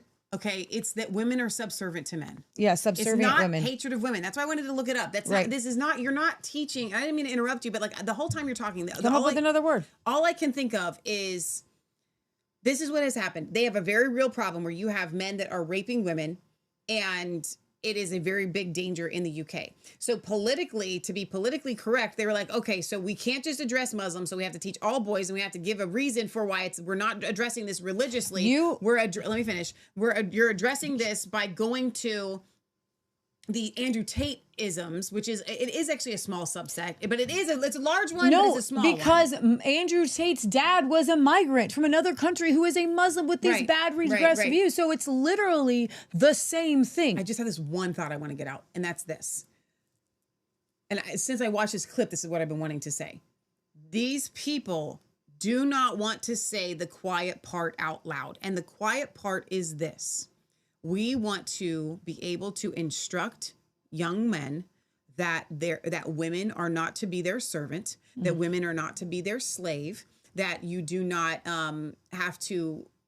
you don't control women. You are not the head of the household in the sense that they literally have to do every single thing that you have to say. So all they need to do is to address the fact that Muslim communities have a very religious and it's not even regressed, because I mean societies have not had this level of, like, for all time of women. Like, women have, even in the Bible times, women weren't as subservient as I think Islam Muslim treats. women have been always treated like Yes, this. Muslim women. I just mean like as like Hebrew women were not.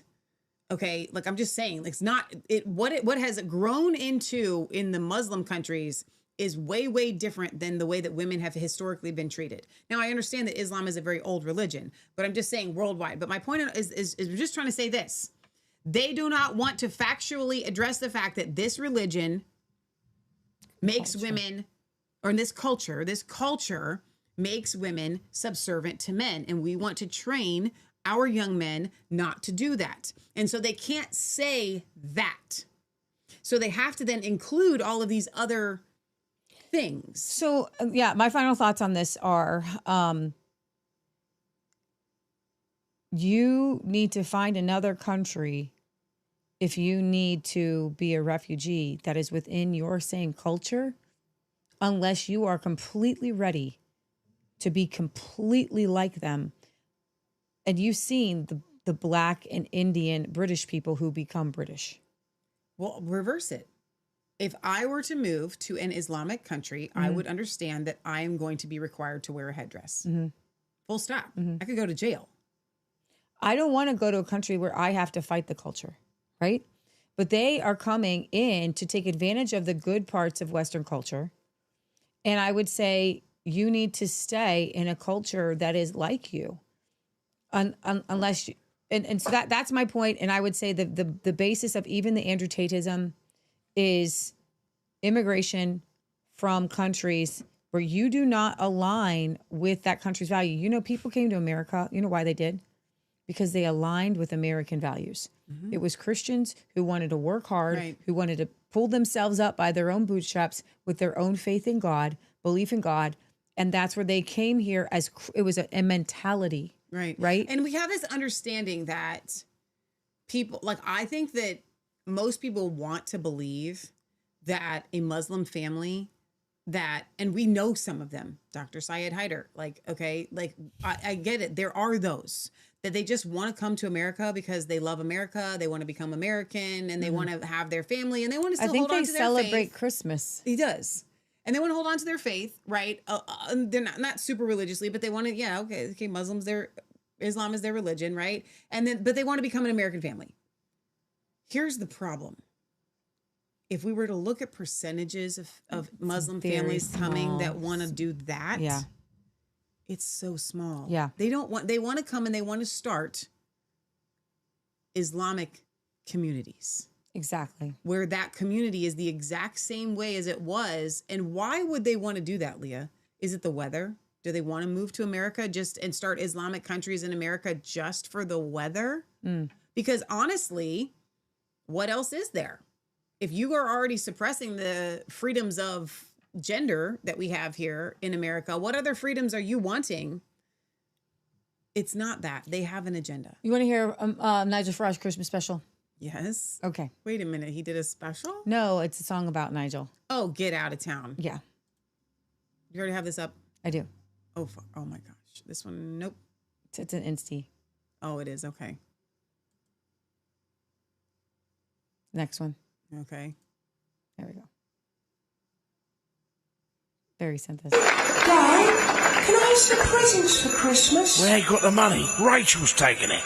Dad, can I have one of those windmills they've got in Scotland? We ain't got the money. Miliband's taking it. Dad, can we stay at that hotel in Epping? We ain't got the money, but we can stand outside. Santa's on his way from the North Pole. And Rachel's on the naughty list because there was no black hole. Christmas is cancelled. We ain't got the money. And just like Lenny Henry, this ain't funny. Oh, I wish the BBC would go away. Knocking on my door and asking me to pay. Oh, I wish there was a general election today. Stick your tax, up your jacks, it's Christmas. Hey, hey, hey, Nigel says just how it is. They're all running scared. Nigel says just as it is. And now reform are getting prepared. 'Cause Nigel's always on the ball. Nigel said there isn't a £22 billion black hole. Nonsense. Nigel said our business secretary has never had a job. Nigel said Christmas has been cancelled in London. The Khan's ghastly. Nigel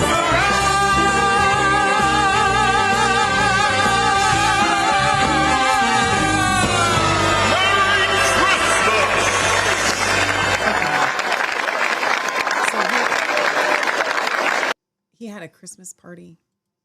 Like, that's not just a Christmas party. Like, how long? You have to plan really far in advance for something like that. Yeah. I want to have a Christmas party like that. I do too. I want to have a big Christmas party. Okay. Let's see. Barry says, Michelle, you are absolutely correct in the analysis. The left-wing government we currently have are trying to victimize young white lads who are already feeling isolated and victimized, while Islam is allowed to get away with RAPE and murder. Steeler says they always play on our sympathy and our generosity. Very, very well said. That's so true. Chris says, women are not the property of any man. We belong to God as much as any man does. Well said. Barry says, Leah, unfortunately, if groups of men were to patrol the streets here, the police are so anti-traditional values that they actively arrest men who do this and try to stop vigilante groups.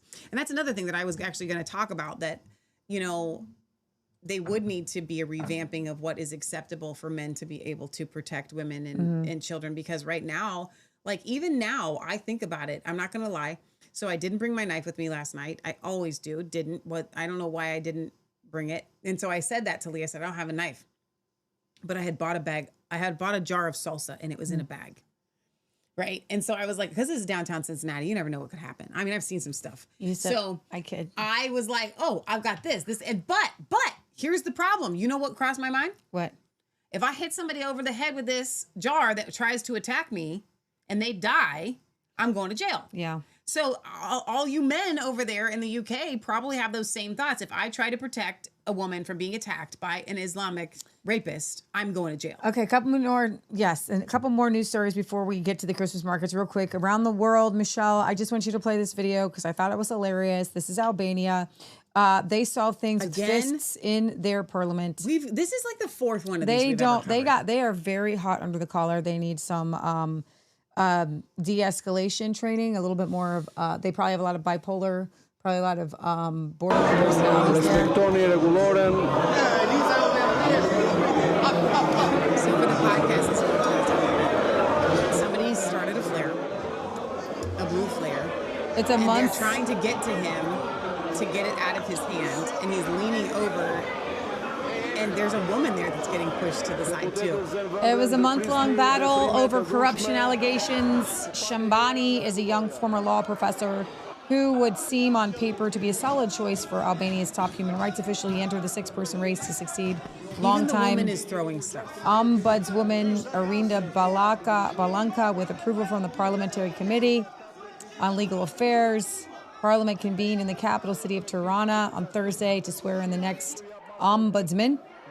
Now, Shabani unfortunately found himself in the midst of a long brewing battle between the DP and the ruling Socialist Party, and it just got out of hand. And there you have it, folks. I'm super impressed by this female that's like up at the front, kind of in the middle. Ready of it to fight. all, and Ready to fight. She threw something a minute ago. Did she really? Yeah. It's you know. I think it was the flare. Once they We're got it getting a out, chair. We're pulling. Like, look at the guys really holding on to him. They're releasing their inner 3-year-olds. I'm not letting go. This is my chair. This is like watching the guy there in the. Oh my gosh! So you guys are the laughing stock around the now they lit world. the flare again. The rest of you sitting here, oh, there he goes. Just this is another day in Albania, by the way. Oh my gosh. Just another day. The world watches you people hilariously. Do they know that we laugh at them? I hope so. All right. 5 arrested over alleged Islamist terror plot against Christmas market in Germany. I'm just done with that. So frustrating. Salvini has been cleared. No more charges on Salvini. That's awesome. Denmark is upset. So he's acquitted. Yes, over the migrant ship. Denmark says Russia hacked their water supply. And one more, close that one out. No, this is a pastor. And a retired pastor faces trial hearing for preaching John 3:16 messages in the abortion buffer zone in Northern Ireland. This is so sad. Again, scroll down, please. Retired pastor Clive Johnston is facing a trial hearing on Wednesday for allegedly violating abortion buffer zones by preaching John 3:16.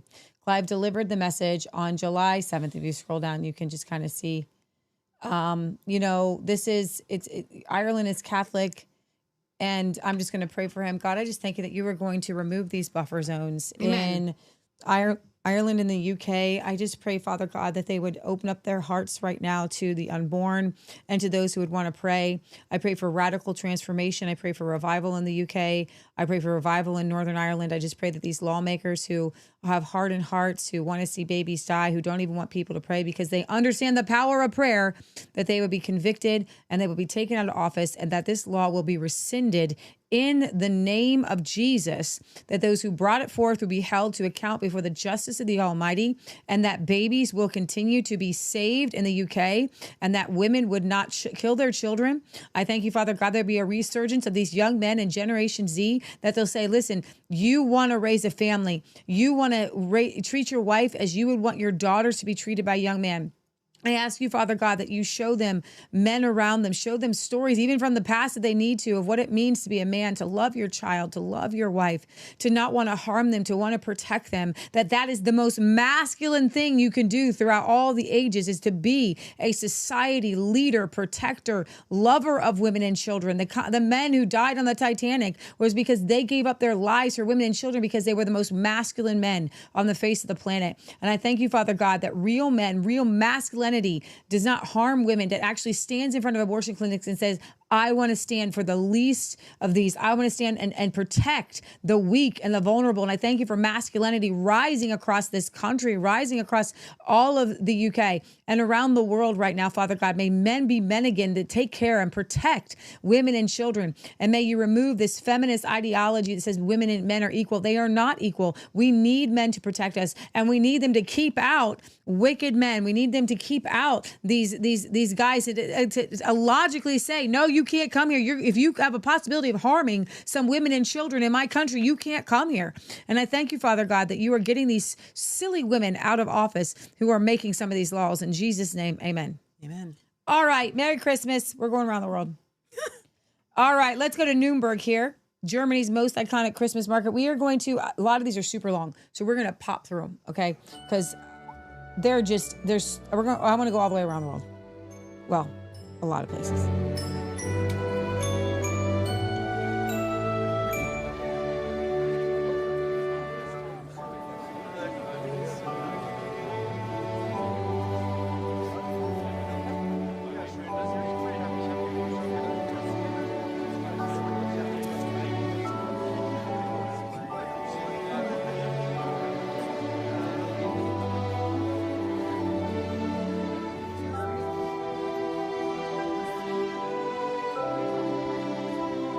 Look at the ornaments. No, it's so beautiful.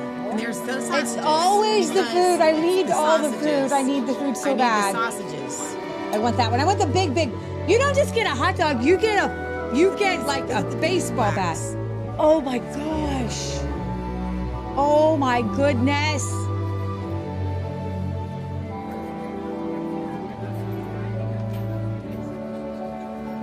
So we're gonna pop through here. No. Is that bread? What is happening here? I'm going. Oh I need man. to go. It's a fruit bread. Of course it is, but it looks chocolatey though. You think it's rye? Wow. That ain't cheap, man. Those are beautiful. Oh, little toys. Well, gemstones. So, our Christmas market that we've been doing since November. Just the food, man. It's all about the food, I gotta tell you. The girl that is running it with her family, her dad since passed at Grant's Farm and Greenhouses. Yes, she this is tells so cool. us that she is addicted to the How many German times has Christmas she been markets. there? I don't know. She's not going this year. She's gone like 3 or 4 times.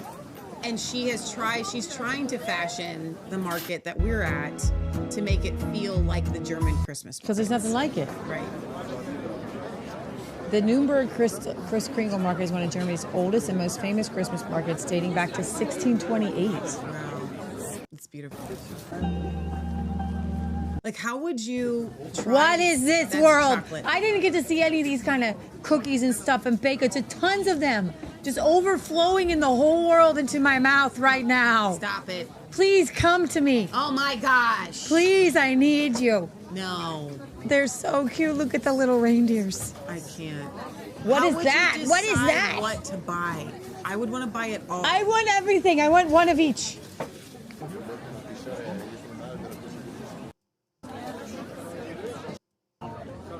Oh, that's like the it's most. amazing. That's a nativity. It's all the nativity set stuff you can buy. You can buy all the things that you need.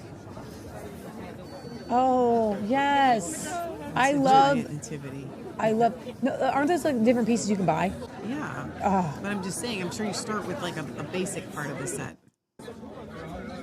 Oh wow. More chocolate, more candy. What is that? Candy, Are those candy. cookies Nuts? hanging? Like those are like cookie cakes. No. Hanging from the ceiling. No, they're so big. Oh my gosh. Oh my gosh, they are. Look. Oh my gosh. Is that icing around them? Yes. Nut bags. Oh, I Those are need nut some. bags. Yeah, I know those kind of bags. Oh my gosh, these booths are. They really look how decorated they are. Like that's a lot of decoration. That's Michelle level decorations. It is. Ooh, glasswork. No? Yes? No, there's some woodwork back there. Glass and good glass. I'm glad somebody is just like, oh, another cookie market. Stop. I need you in my life.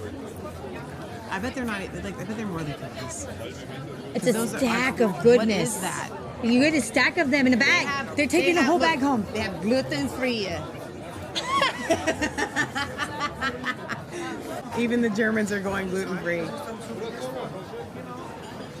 So, like, I am legit making some sort of sausage tonight and sauerkraut dish. It's so pretty, but the church in the background. Schnitzel. No, it's gorgeous. The cheese. And sausage. Oh, I need one of those. I love platters. It's Wildschwell something salami. You skipped ahead of it. Okay, so that was Nürnberg. Okay. Oh, wait, I'm trying to make it smaller. Now we're going to Hungary. We're going to go to Hungary. You're making me hungry. That's oh, it's so beautiful. Ooh, wow. Okay, People we're on on stilts. We're in a warm building. We're on a streetcar. We're ice skating in the thing. I need to go. I need to go. Hang on, wait. What was that? I want to go back. I want to do the ice skate. Ooh, that's so pretty. What? What's that? Stop. Go back. That is a shish kebab of fried potato. That is. Wait. Did pause it real quick. Ready? Gonna pause it. They did not stay long enough on that. That is what we need. We need it's a it. spiral. They spiraled the potato And they put it on They put it on a skewer. They deep fried it. That's a Michelle thing. That's amazing. Michelle gets it and then I eat it. That's what happens in all of my life. I need that in I my need life. it too. Because then you're eating a whole potato. Yeah. What is that? What is that? Stop. Wait. What are we doing? What are we doing? They better not. Okay, Is it they're cheese? look at the picture behind them. What are they? It's a bread. It's a bread. No, it's You're a smoking dragon. They're going too fast over this stuff. Oh, that's cute. What is that? What? They got real snow. Leah. Oh. I'm so sick of everything we eat in life anymore. I don't want to eat any other thing that I have already eaten. Oh. What are those big pots of? Soup. I only want to eat good, amazing things now. What is that? Stop. How would you choose? Is that bacon? Yeah. Oh my goodness. Podcast listeners, I don't even know why you're here. I mean, oh, you can't that's so see this. fun. I'm really just here for the food. To That's torment pretty. myself and torture myself. I do like the ice skating because there's like sides real close by. What is that? You need to click off that. Oh. You clicked on it down there. Farkin Slavic. No, you did. That's not. Farkal Slavaki. No, that's not. There was no V in there. We're back at the bread. What is it? Okay, good. I'm glad they came back Somebody to this. Google it. I need to know Somebody what this Google is. it. He's going to take him off. I want to take him off. He's going to take him off. This is over coals, dude, with a So that's dough? cog system that spins. But it's so them. big. But how is it served? It's How do you hollow. eat it? It's hollow, and they're gonna put something. It's called a chimney cake. Kurtos. The chimney cake. It's chimney cake. What's in the chimney cake? What's in there? What did you put in the chimney cake? You It's just kind hollow. of pull it off. Oh wow! I have to write that down to see something I'm going to chimney Google. cake. How would you make a chimney cake? Well, you wouldn't. I just want to see what it is. Like, what are the ingredients? Ooh, all of the wood work. Hungarian is a pretty tough language. So if it's a cake, then it might be a sweets, not a bread. That would make more sense. It's a sweet pastry. Is it? Yes. That is spit roasted into a hollow cylindrical shape. Ooh, handmade knives. Well done. It's a yeasty dough, though. You were right about that. So at home, you can do it in a rolling pin or a beer can. I'm gonna do it. Let's do it. And then you roll it in granulated sugar and you bake it slowly over an open fire or in an oven. Often while being basted with melted butter. Wait, how do you? During baking, the sugar caramelizes, forming a shiny golden brown crust. Here it is again. Here's another chimney cake. No, this is the same one, isn't it? No, it's different. Now, here's my question. How would you do it on a rolling pin over an open fire? You couldn't. I'm going to look if there's an Amazon one you can buy. Oh, man. He's putting it's sugar on it. Okay, it's sugar on it, and then it caramelizes. Oh. Oh, this is go to Budapest and go get one. Who's got my budget? Let's just go. Let's just go. Oh, you can buy the whole machine for $1,000. But instead, theirs are not cheap, though. Okay, we're in England's most charming village. We're in England's most charming village at Christmas time. Oh, usually you could go inside and have a look around of age. Michelle, when you go there, let's go. England's most little charming village. From Churchill. I need to show. This here is the Fleece Inn, where we're going to have dinner tonight. Oh, that's fun. It was originally a coaching inn, and as you can see, it's here on the main street. Wow. I love this place so much. It's honestly magical. Yes, and I can't. You guys are we're not here when it starts. Yeah. So Station here. So I love that this couple. The oldest is 24. Yeah. That's a tragedy. Look, this is funny. Our wardrobe behind glass. Well, we don't have much stuff anyway for rain, but it's not heavy rain, so it's fine. You know what we always love during the festive season is the tree at the top. Look at that. quiet and beautiful the life, and we Yes, here. so they're produced here, they're developed here. So Guys, we got a lot of places to go. So I'm just popping through. and the right clothes. Look at They are actually the couple there is part of the tour. So if you want to follow them, you can follow them on Kirsten and Jorg. Two Germans in Britain. ERG. How adorable is that? They sound British. Okay. This is the Santa Claus Village in Rovaniemi, Lapland. This is the coolest place that I don't need to go. I don't need to go here. I'm happy just to watch. I don't need to go to Lapland. It's super cold, man. What's the temperature in Lapland right now? It looks nice, but I feel like a below zero Where is it? temperature. It's up there above. I told you. It's up above like Norway, right? Roosevelt College. Roosevelt College? Is it Roosevelt? Roosevelton. It's literally. That's gorgeous. Holy cow. So they have all these little cabins.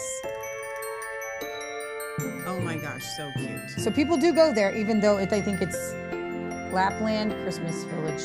That's a literal reindeer. It's a literal reindeer. You're getting literally on it. Would I do it? I would do it. I would do it. Of course you would do it. But I'd have to spend a lot more money on different clothes because I got like certain level clothes, but I don't got that level clothes. So Michelle, it is. That's their post office. It's at the top of Finland. So their post office people are dressing as elves. Is it because they are the closest to the North Pole? Because they have a whole thing that says letters to Santa Claus. They're really close. I mean, is that where all the letters to Santa are going?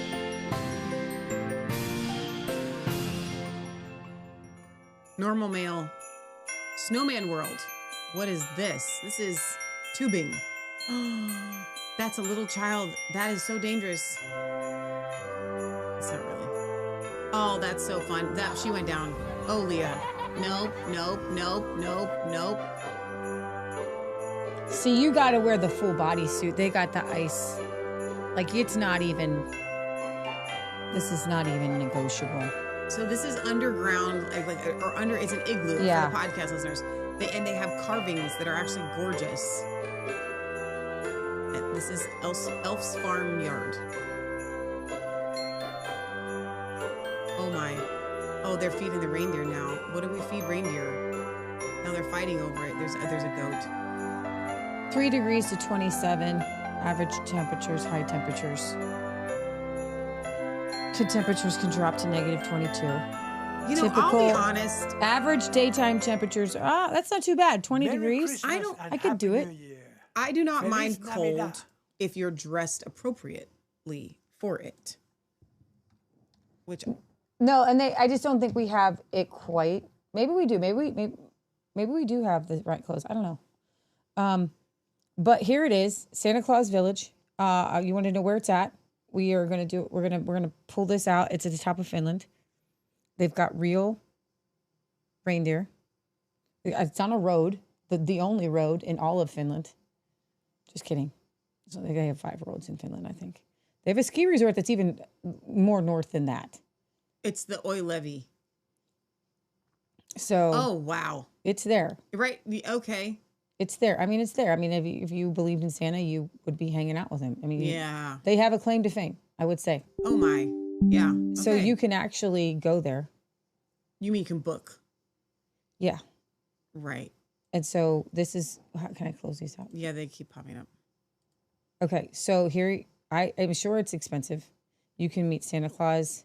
You can cross the magical Arctic Circle. Arctic Circle.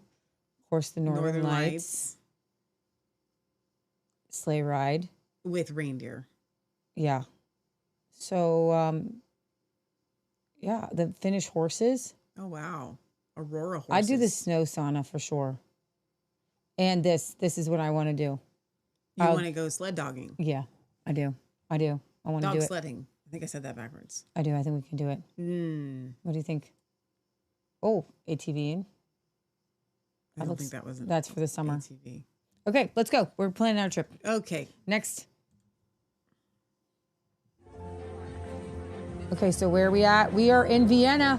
We're in Vienna. We just went to Vienna. What did she just paint all over that? What is this? What is it? Sausage in a bun? Soup bowl. It's a soup bowl. It's a soup bowl. That was sausage. Oh, more of the fun thing. What is that? Oh, she's just gonna. What are we doing? What are we doing? That's the most giant rolling pin I've ever seen in my life. What is that? What are those? Oh, that looks good. That looks like noodles. What? That's a yes, waffle. with It's the a waffle. Yeah, that looks great. Okay, the Wiener Crystal Market. So this is another German one. Yeah, they're mostly in Germany. I'm so hungry. We don't eat anything good. That's a schnitzel. Is it? It's gotta be. It looks like one. It says a Sonderling. It looks like a schnitzel. That looks like a schnitzel. Those definitely look like schnitzels. Those are all schnitzels. They gotta be. 100% schnitzel. They gotta be. So she's putting something on the. Tell me somebody that's got to be one. What is it? Here comes the bread bowl soup. They expect to serve a lot of those.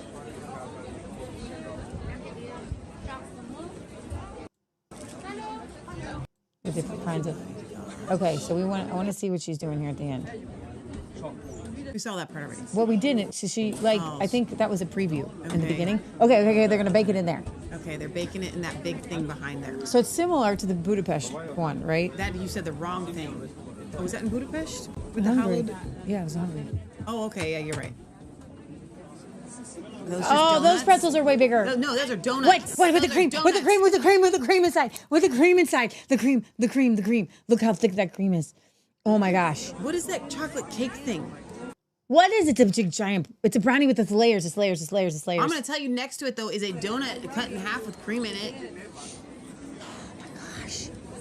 Oh my gosh! I want the pretzel. Leah, But we have that to one. stop watching these. I'm getting angry. It's supposed to make me happy. I'm just getting hangry. What is this one though? What is this? With the whipped cream. What is we doing? What are we doing? That was chocolate she just put on there. With the sprinkles. This is a heart attack coming. What is in that one? We don't even know what was in that one. Look at that building. It's gonna be a it's church. beautiful. We don't have anything like that here. No. Built to last. Oh, look at that. That carousel We is need to tell something. people what happened to us last night. Yeah, so there was this free carousel ride, and we were like adults, and we're like, okay, so we go in to get the free carousel. It says free admission. Yeah. He's like, but do you have your ticket? I was like, no, it says free admission. He goes, you're supposed to get it at the market. But it didn't say that out there, so we didn't write it. Yeah. Okay, so that's kind of creepy to me, though. Like, what is What that? is that on the left? Oh my gosh, I need a chocolate tree.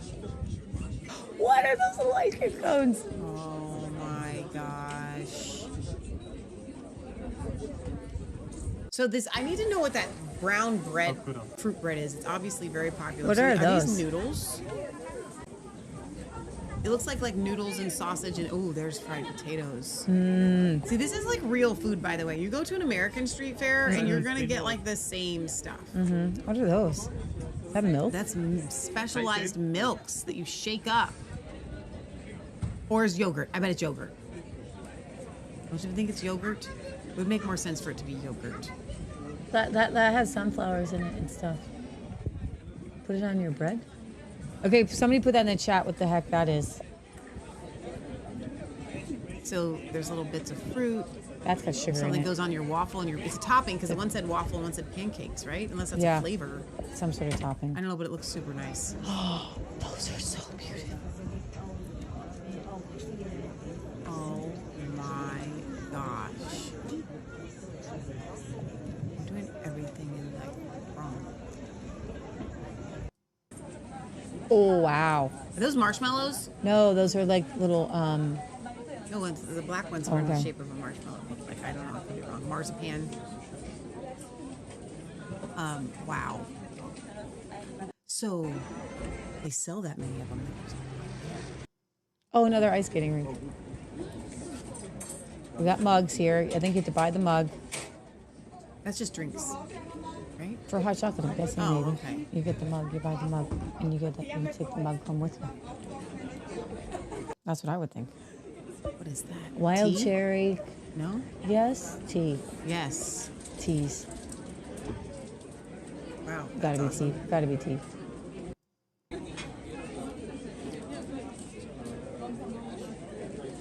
Fresh waffles topped with fruit, chocolate, or powdered sugar on a warm, delight, chilly winter evenings. What?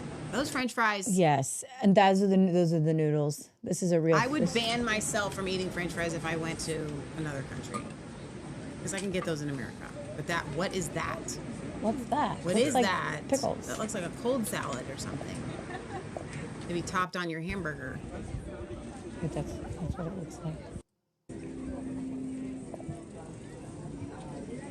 They're like candy bars? They look like candy bars. Yep. Okay, that one was great. That's awesome. Next. So now we're going to what? Berlin. We're in Berlin with lots of meat and sausages. What's that? That's a ham. There's more of those like loggy things. So we're gonna get to the meat of it here. That's a big pan. Look at these cute little shops. They're adorable. This is the best way to cook food. Yeah, like there's onions and peppers in there, and potatoes. Haven't seen that kind of sliced meat. What is that in the middle? Do you think? It's like greens, yeah. And all of The those mushrooms, mushrooms. all the I mushrooms could you die need in to a eat. vat of sautéed mushrooms. What is this fry bread? What is that fry bread? And then you put your toppings on it. Like, I need that. It's like a giant flat funnel cake topped Is with what it is. food. Look at the buildings. Wow. Oh, that's over a spit. There's those log thingies. I want you guys to vote on the ones where you would want to go. So far, I'm going to all of them. And that fry bread, I need it in my life. I don't have enough fried food in my life. the Budapest one looked really fun. The first one What we is did this? was really What is fun. happening here? What are you doing? He's gonna throw those in the deep fryer. He's gonna throw them in the deep fryer. Watch him throw them in the. Wait, is that flour or powdered sugar? What do you think, Leah? I don't know. I think That's that's gotta flour. be flour. Okay, we're tossing it in some flour. We're putting it in the strainer. We're gonna throw these things in the deep fryer. These flat little deliciousnesses. Okay, they're covered in flour. So we're breading the bread. Okay, so they're nice and crispy. Okay. Probably just make them more crispy that way. I didn't know It's that. gonna round it off a little bit. The tossing is gonna make them a little bit more rounded instead of completely like. So you don't have to round them. Right. So then they will turn into little donuts. If you do it that way, I guess. Okay.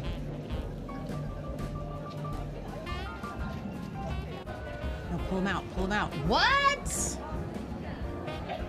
That's some yeast in there. Oh, that tiny little thing is turning into all of this. Of these little dough balls, little fried dough balls. And he's keeping them moving. He's keeping them stirred so they don't burn on one side. That's a lot of work.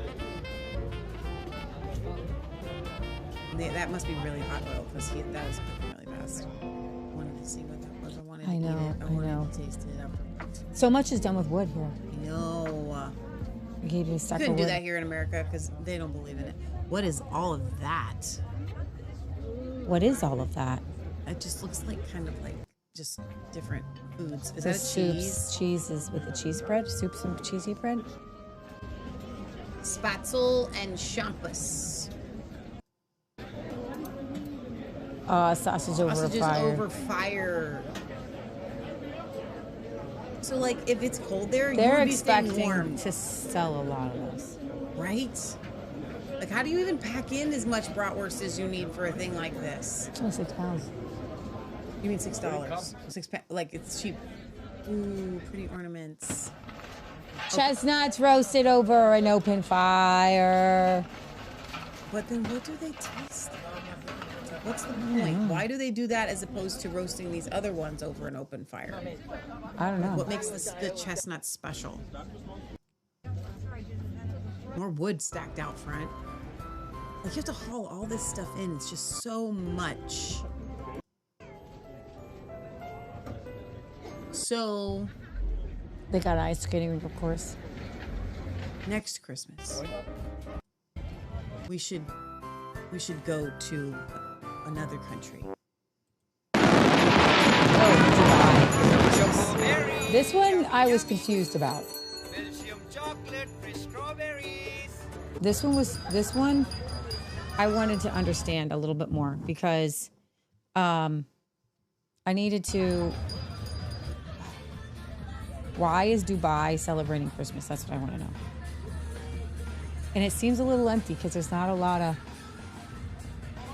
I think they want it to be Christmassy. But it's all like Muslims. So over on YouTube, Hagar says lard is the magic ingredient. Reindeer country, 16 below degrees now. Or wow. Ballistic Mystic says, my mother made many traditional goodies for Christmas and New Year's. Culture, wonderful culture.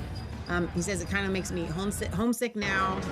So I just wanted to bring up the Dubai one because I wanted to show you that I feel like the Dubai ones are just trying to be in a knockoff and it's not real. 7Ange says lard cakes. Spatzel is a mix between noodles and dumplings. Thank you, Ange. You are super helpful. Shauna says my Uma always made this spratzel. So good. Barry says, Michelle, check out the last 2 messages and play them if you have time. I don't know. Leah's got a ton of them.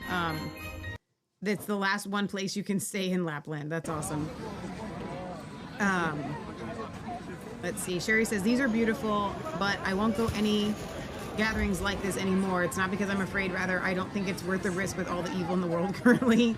So I say I want to go next year, but obviously getting on the plane and flying to Europe does not appeal. I believe we're in Prague and we're in the Czech Republic right now. Look at these. Are you guys enjoying this as much as we are? These are waffle sticks. No. Stop.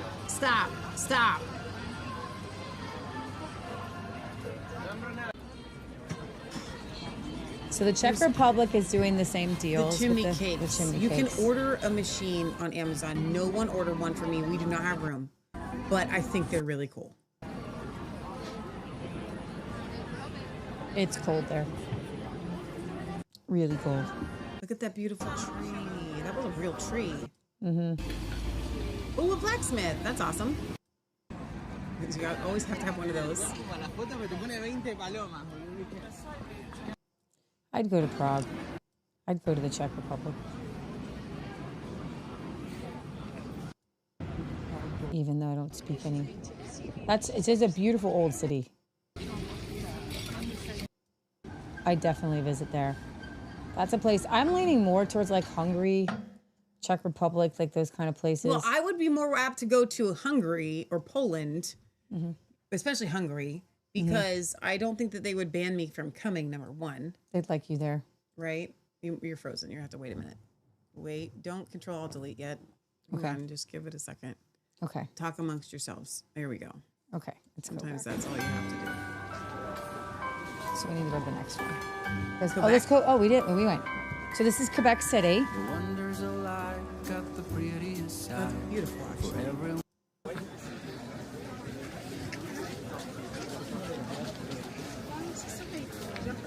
But this is... No, that can't be. It's got to be somewhere else. Hang on. Is there a Quebec City in Germany? Because it says Quebec City Christmas Market. And they do not look... I don't feel like we're in Quebec. I don't think it's possible to be in Quebec. Yeah, it's Quebec City German Market. Right. You can't... Quebec doesn't get snow. I was so confused. And how much is the big one? Big one is 40. And it's not the last one. No, wait, no. This is Quebec City. Canada? Yeah, it's a German market in Canada. Okay. Still very confusing with the Quebec in there. This is a German market in Quebec, in Canada. We're in Canada. We're in Canada, eh? This is closer. Oh, okay. What am I thinking Quebec? What am I thinking of some South American country?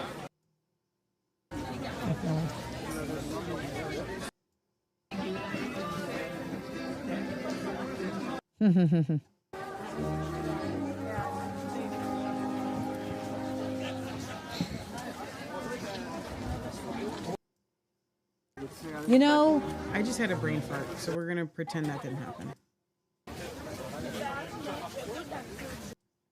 this is absolutely gorgeous, but I will tell you that there's no, and these buildings are still kind of old and big, for real, they're nice, but there's nothing like the ones in Europe. Like, but these are old, these are beautiful, actually. They really did it up nice. It's very cold there. Oh, wow. Yeah, this is really pretty. This is a beautiful place to walk. It is really gorgeous. We've just visited famous Christmas markets in France and Switzerland, but honestly, we weren't prepared for Freiburg. Freiburg, sorry. This German market completely won us over. It's actually 7 different markets, but they blend into one cozy, walkable loop. Oh, wow. It feels warm, relaxed, and authentic. And the best part, the prices here feel made for locals, not tourists. Stick around to see why this might be the most enjoyable market we've visited yet. And exactly what you need to eat. The Black Forest of Germany, right across the border from France. And we're going to show you why Freiburg deserves a spot on your Christmas market destination list, or your travel destination list whenever you're visiting Europe. It's a beautiful city. Those are big. Whatever those are, they're big.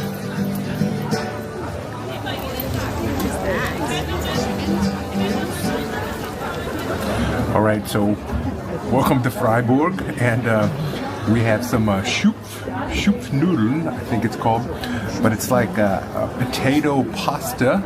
I think it's potato pasta with cheese, sauerkraut, and bacon. So that sounds pretty good. It sounds really good. It's hot. They're making it fresh out of the pan. So let's take a bite of this. I like it. If you don't like sauerkraut, you will not like it. I tell you that. I do. Because you can really taste the sauerkraut in there. I will eat it. But it's nice and hot. The noodles are good. It's quite tasty. I really like it. So if you're a sauerkraut fan. So we went back to the schnitzel thing here in our heads, okay? Yes. What we're these schnitzels are served with noodles and potatoes, but this one has both. Yes. You really got to try some Schupfnudeln, and I guarantee you'll like it. If you don't like sauerkraut, don't get it. But At night, the Kartoffelmarkt completely transforms. The stalls circle the fountain while Schiffstrasse glows with star lanterns, making it feel like you're walking beneath. To me, it looks like what we would call a hot dog. I don't know, but the bread feels really nice. So let me take a bite of this Langerote and see what it is, what it's like. It's really good. So they're grilling them. Hot off a grill. Now I've read supposedly they're supposed to ask you when you order it mit oder ohne, and they're talking about onion, but they simply say mit oder ohne, with or without. They didn't ask me anything like that, but this is really good. It's like I don't know. It's definitely better than a regular hot dog, but it's quite tasty, good sausage, and the bread is really excellent. So this is a nice treat when you are in Freiburg. Okay, so I have a legit question. Yeah, the fork. So they look really good. Now this stand has some good-looking stuff. But I like the fact that they're doing reviews with that. I have to say this. I have to say this before we move on, though. And you can stare at the eggs and the potato all you want. Yes. I love that people are doing this. I'm so grateful to them for doing this, but I don't understand how you can sample all the different food. Your belly is only so big because I'm a finisher. If I get food, somebody in our family is finishing. With a fried egg on top. That looks really good. if I saw that before I ordered this, I may have ordered the Bratkartoffel, but That's a schnitzel. we love the Kartoffelpuffer. So let me try it. Let me try it with this garlic sauce. It's like that fried bread. I need that. Very crispy. There's a sauce. Look at that. What is it? Garlic sauce. That's so good. He's smiling. There's a real smile. Now this has a seasoning on it that I haven't had before. It's very tasty. I haven't had it on the other Kartoffelpuffers we have at other places in Germany, but it's fantastic. Yeah, it's good. It's good. I have to let Betty try it, and we'll get her opinion. But it has like this seasoning, and I don't know what it is, but it is quite delicious. And fried beans, and I've talked to a couple of them. They've all been very nice. Answered the questions I had. The previous place we're at was called the Kartoffelmarkt, which means potato market. Not sure. Maybe historically that was where they sold potatoes, but anyway, we're having. Press pause. No, pause him. Why? Because I wanted to show my amazing observational prowess. Okay. If the Kartoffel market means potato market, and the Kartoffelmuffin was something, then what do you think that it was? It's a potato. It's something fried potato. I think you're great. I'm good at this. I can learn another language. I think you can. And some poppy seeds, and some sauce, poppy I think seeds. some almond, chopped up onions, and almonds and a little bit of sugar. So almonds and chopped up onions. Dishes. And look at that vanilla sauce. Wait, what? Nice and doughy. Oh, I can smell it. It smells great.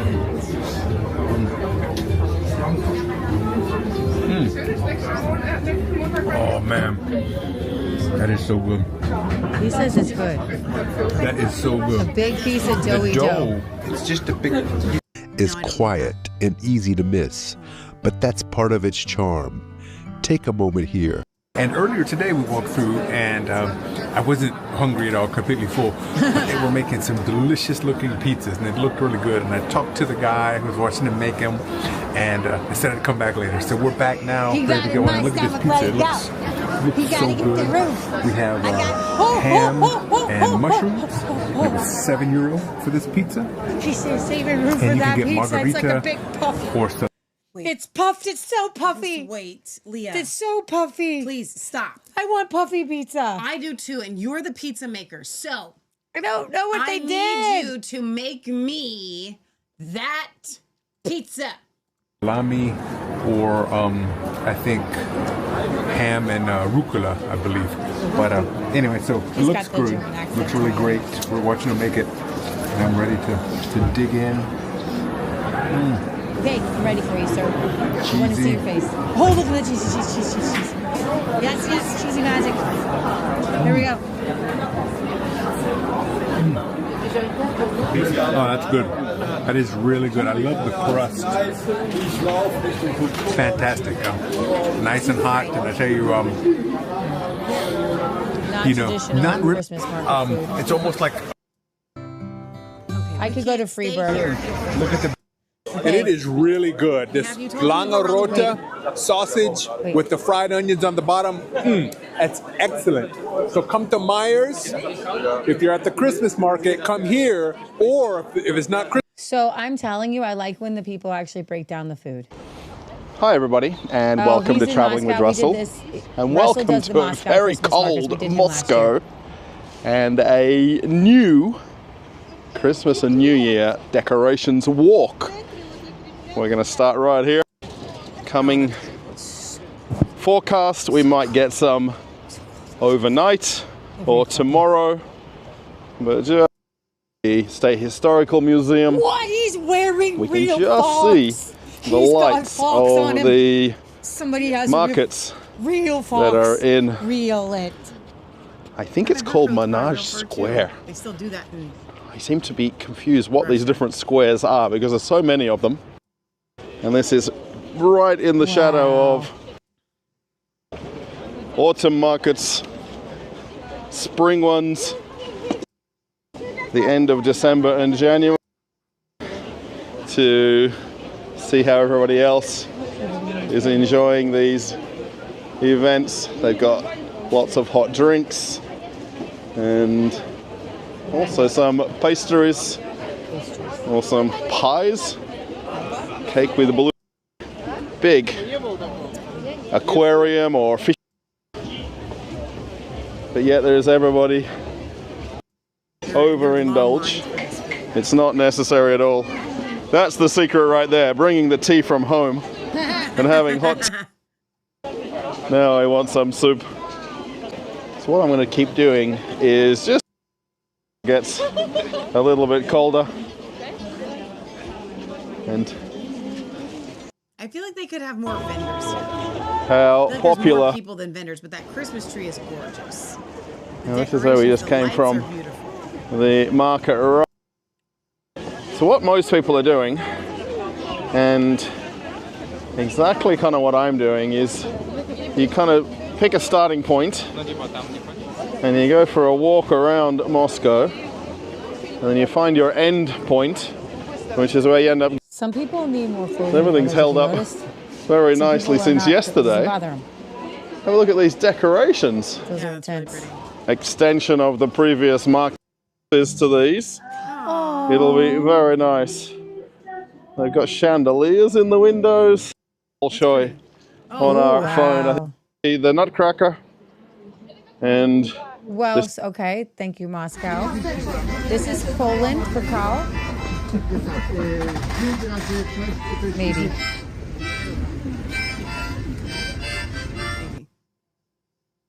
It froze. It froze. Okay.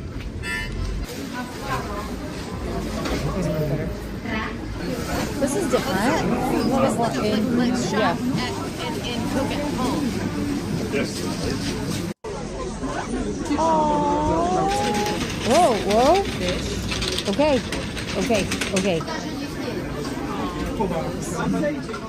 Pillowcase.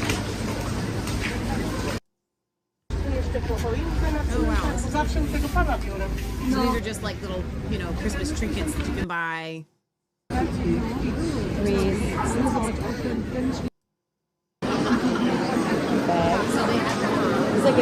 You're allowed to have fur apparently in Europe, just maybe not very much. Oh, we got food. We got fried ham. Oh, that looks fantastic. We're wrapping them in ham and bacon. Yes, we can do that. Ham, like the whole ham hock? Okay. Those sausages, need one now. Wow. Do we have any sausages here? Not like that. Stay warm. Here's your socks. Here's your shoes. All right. It's a big bread, and you just yeah. Look, she's eating it. She's eating it. It's like the size of a football field. That's some sliced bread, baby. That's the big stuff. The big stuff. I want the big bread. Slice. Give me the long thing. I want the long thing. I want you to load it up. Thank you. I'm waiting, ma'am. I want to see your creation. That you worked hard on that bread. There it is. Oh, cool. Little pickles on top. That's awesome. We have all these gluten-free fat people. And everything there is bread, and they're thin. I'm telling you guys, it's not the gluten that's making you fat. It's not the gluten. Bread is not bad. It's not even carbs that make you fat. Plus, we got to walk more. Yes. If you walk and your eat, life and its chemicals. Let me explain something about walking and eating. It goes right through you. It doesn't land on your body. That's why you can go to a Christmas market and you will not gain weight. You can eat all the things because you burn it off, especially in the cold. Look at the size of that. I'm eating that. I'm going to do it. She's back. He's back over here. He's obsessed with this one. Whoa, you are beautiful. Are you still monitoring that thing? Wait, what's that? That's huge hot dog with a lot of things on it. So it's like a sub, but with pickles. Yeah, I'll eat it. I will. Those look like sweet pickles. Now we got peppers that we're adding. Hang on, how many people is that feeding? One. Look at all their hats. Look at their hats. Look at their hats. Look at their perfect hats. You all need his hats. Matt has a hat like that, but it's the fur on the inside. You guys are right, and I need to get a new hat for Matt because this is like 20 years old. Are those dumplings? Because we're in Poland. Oh, I'm going to Poland just to get the hat. What are they called? Pierogies in Poland? Those are pierogies. And they are just cooking regular ham hocks that they're just going to serve to people. But yeah. Just eat it? I guess so. Okay. Okay. Look at her Look hat. at her hat. We don't do fur hats here. Everything in here is faux fur, faux fur, faux fur. What is that? All Those the are ham stuff. hocks in stuff. All the things. It's just a big, big thing. So much meat. And that looks like fried Sauerkraut, maybe? I love sausage on a rope. That's the real deal. Wait a minute. What is that? Are those ribs? Wait a minute. What are you doing? What is happening? There is no shame in just eating all the things. What is that? It looks like it's wrapped in bacon or something. What is it? What is it? It's meaty something. What are you having? This is how the other half lives. In a world that does not exist anywhere in America. Is that? Cheesy bread? Cheesy bread. Look at the size of the those sausage. sausages. What kind of portions are you people eating? Come on. I want to know how many of you these are feeding. This is just... Well, they are sharing. They're sharing. Hello. Those are bigger. What? That's another one of those sliced bread things.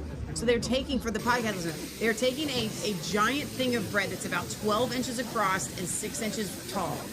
And they slice it and they serve something. Could you imagine? I want to smell it. I can smell this right now. I can smell it. I can smell it. Close your eyes and smell it. I can smell it. It's like potatoey sausage potato meat thing, no, with that's a a ham skewer of hock. something else. Oh, it's smoky. Ah, who does this? Nobody's ever served this big giant slice of bread with stuff on it. Why not? Our food trucks aren't doing it right. Okay, we're leaving Poland for. Oh, we're staying in Poland. It's getting late. Too. Okay, hold on. We're just gonna go through quickly. Turn it down. Way down. Way down. Yeah, because they really can't hear us over. Okay. So Budapest on the list. There's the pierogies. Cacao with the circle sausage, baby. And whatever that is. That's a steak. Who has a steak for street food? Maybe it's a pork chop. I don't know. Guys. What? Yes, you want the potatoes. I want the french fries. She wanted the french fries. Look at that. He got two. Oh, there's the chimney cake. But that is... I need the chimney cake. More pierogies. Okay. This is just hurtful. You know? So this is Dusseldorf. Dusseldorf. That's gotta be another German thing, though, right? Yep.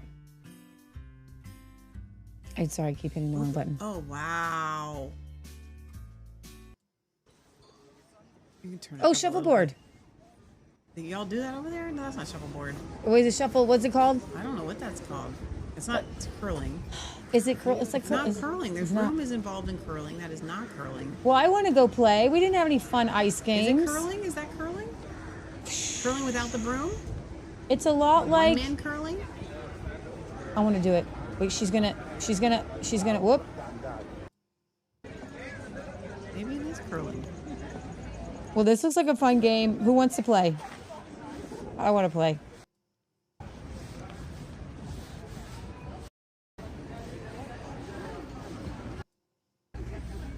I'm not for the It's so fancy big, shops. though. It's so big. Wow. Yeah, it is.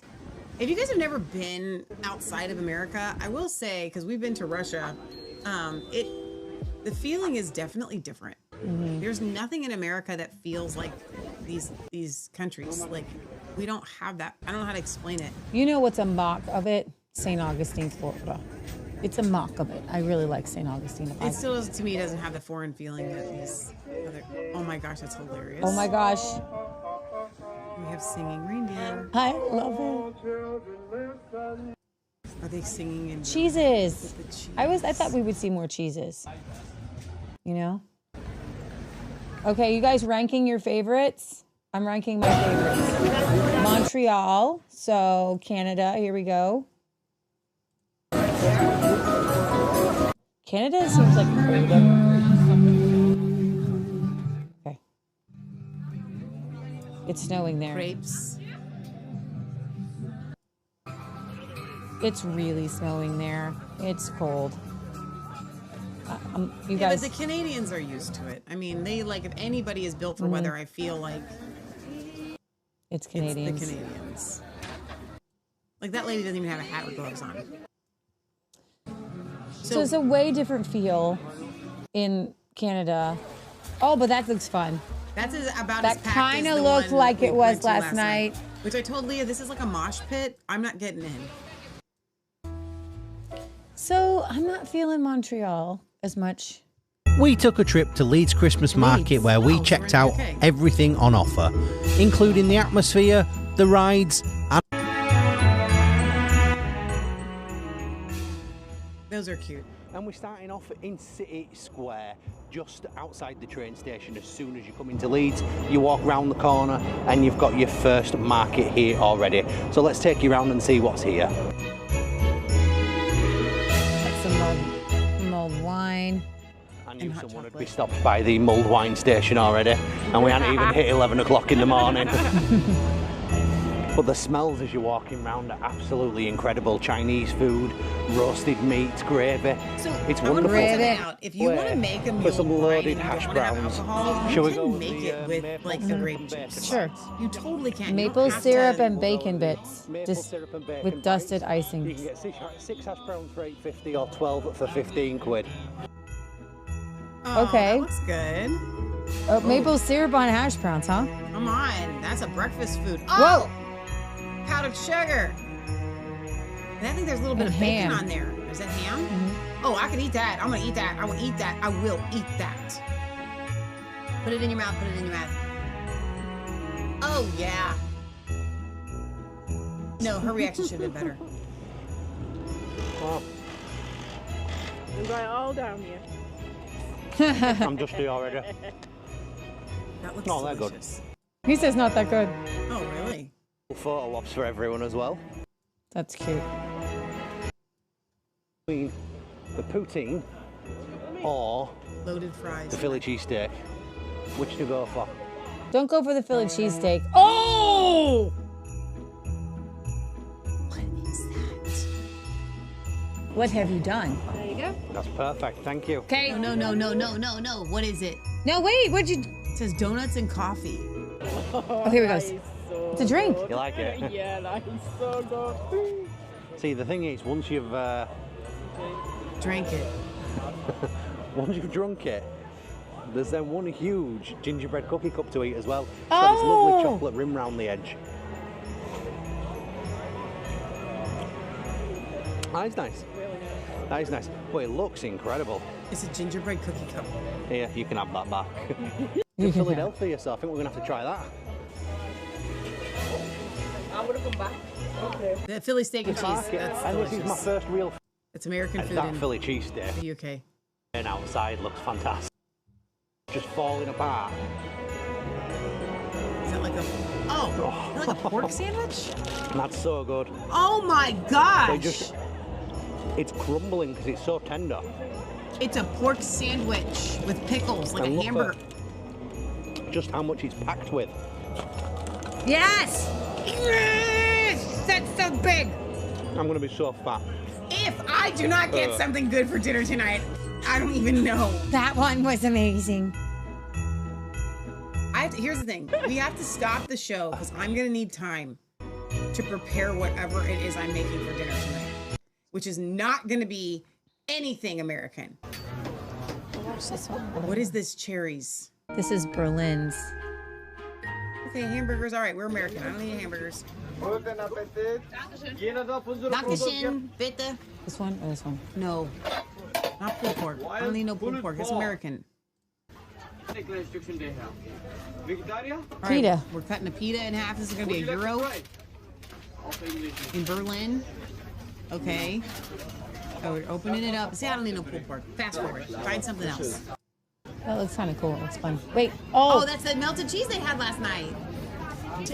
So what they do is they keep this cheese underneath of a warm lamp, and then they take like a spatula worth off and put it What on your bread. are these beauties? Those look amazing. Oh. Oh, so much bread happening. There's stuff in there. Is there stuff in there? For real? This is not a big enough workspace. I just feel like. What is in it? Cheese, tons and tons and tons.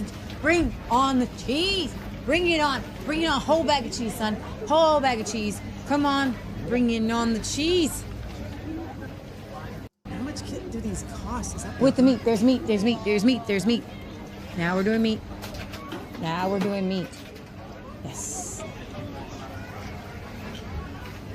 But we didn't get to see it afterward. Somebody eat the thing. Eat the thing you're showing. Are those fish planks vertical? I don't know. Ooh, see now here we got the fried breads again. They're really thin when they go in there, Leah. They are. They puff. I like the puffs up. Are these? These are the Mexicans. So are these the spatzels? Somebody help me again. Is that what it is, this fried bread? Because I'm going to make it. I don't know how or when I'm going to make all the things I need to make now. That's a whole pig on a... What in the world? We are doing it. Yep. I don't need that. I don't need it very much. Ooh, what is that? Chocolate? A chocolate on a pancake. Chocolate? That's chocolate on a giant pancake. Okay. Okay. Or Nutella okay. or something. Oh, it's like a crepe. Like a crepe. I'm just gonna eat it. You're just gonna eat it. Okay, just eat it. It's Nutella. That didn't look like that. Yeah. I'm not a Nutella fan. That's gonna have something else. Okay, so that was Berlin's. Again, what's gonna be your favorite? Where you wanna go? Where are we traveling to? Got a couple more. We're still in Germany. Aiken. My belly is aching after watching all this. Spiced gingerbread cookie, rich with warm You ain't gotta spices. argue with them about a cookie. You like it? Can Daddy It have a doesn't bite get too? any bigger than that. Okay. Falcon's gonna get That just over looks there in the okay. thing with- Nah, there's gotta be better things to eat there. Don't eat anything that's not perfect. Because there's too many. That looks perfect. Yep. I'd eat it. What is this gravy you're putting on here? What are we eating? This is a big thing. I like everything big. Give me the big things. Whatever that is, that's a lot of food worth your money. Whatever that is. Yeah, but it spilled all over the foil. Is that a potato? That looks so good. No, it doesn't because you put the So foil this on there is and it's mushrooms all and over. potato and garlic sauce. It looks like it has some incredible onions on there. Yeah, and a lot of onions. Okay, tell us, Ooh, it's lady. so hot. Tell us. I love it. I love mushrooms. It's really good. You should try it. You should at least try the potato. Asher does not like mushrooms. Asher. Keep watching our videos. Asher doesn't like a lot of things. She's got to do all the This tasting. ginormous onion. At least he eats onions. You should honestly try the mushroom too. It doesn't. You like mushrooms a little bit, don't you? No. Enough? Yeah, you should try it. We need foodies to go to these German markets. Yeah, you can't. What else are you eating, Thank Asher? you. That one had mayo too. Oh, did it? Mm-hmm. Okay, but you're just getting regular American Come food on, here. Asher. You got to venture outside where the American is. I really like it. I like it too. This is one of my favorite things we've eaten. I knew that you would like it because you like curry. Yeah, it has the flavor. Not a It's happy. Glühwein, and that's not. I love that they went though. This is so cute that they're doing this. I wanted my own free. I want a mug to go with the hot chocolate to take the mug home. Ready? Cheers. Cheers. Look at her outfit. Yep. I wanted to show you these super cute little cups. This might be my favorite one. They're like witches. It's so cute. Not witches though. In a little boot. But I'm sure there's different designs. Here's the problem that they do a lot of that stuff over there. I mean, There I'm you never gonna make go. it to the bread. You know what you're about. But see, your stomach cannot be that big. Very hot. Very hot. Okay. You can see it steaming. Your stomach can't be that big, dude. I can't be as awkward as you. It's a family meal, is what it is. That's what I'm saying. Oh, shut We're your all eyes, sharing dude. it. Shut my eyes. Yeah, but think about the economy of I that. did not. You did. You were really into it. It was really good. It is really hot. I'll eat it. I'm there with you. No, you already ordered that one. These are fresh. Okay.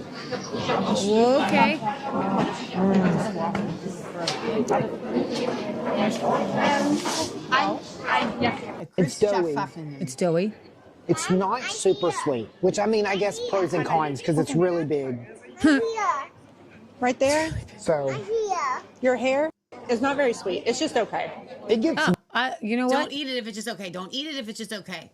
Yeah, go back We got for the time good for stuff. that. We don't. only have so much room in our bellies. So much time. Okay, we only have 2 more For places many to go. of us, Christmas is the most magical we already- time okay. of the No, that year. one's just And DW. That's we don't need to play that one.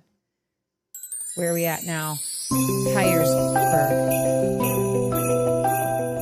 That's really pretty. France. We're in France. We just went to France. We're like a German town in France. German market in France. Nice. They're gonna have more cheese. I told you they're gonna have way What? more cheese. There's a red cheese. Oh, where is Hyersburg? It looks German for real. But I'm not going to France though. But it's nice to visit this way. It's in Alais. Wow. The salami there. Oh my That gosh! can't be France. Where is this heaven? Alais. Ah, it's just like a little place.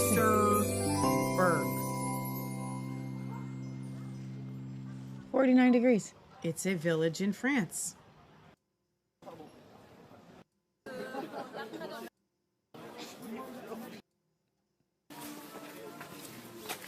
It features a ruined castle, a river, famous for its wine, particularly Church of the Pinot Holy Gris Cross.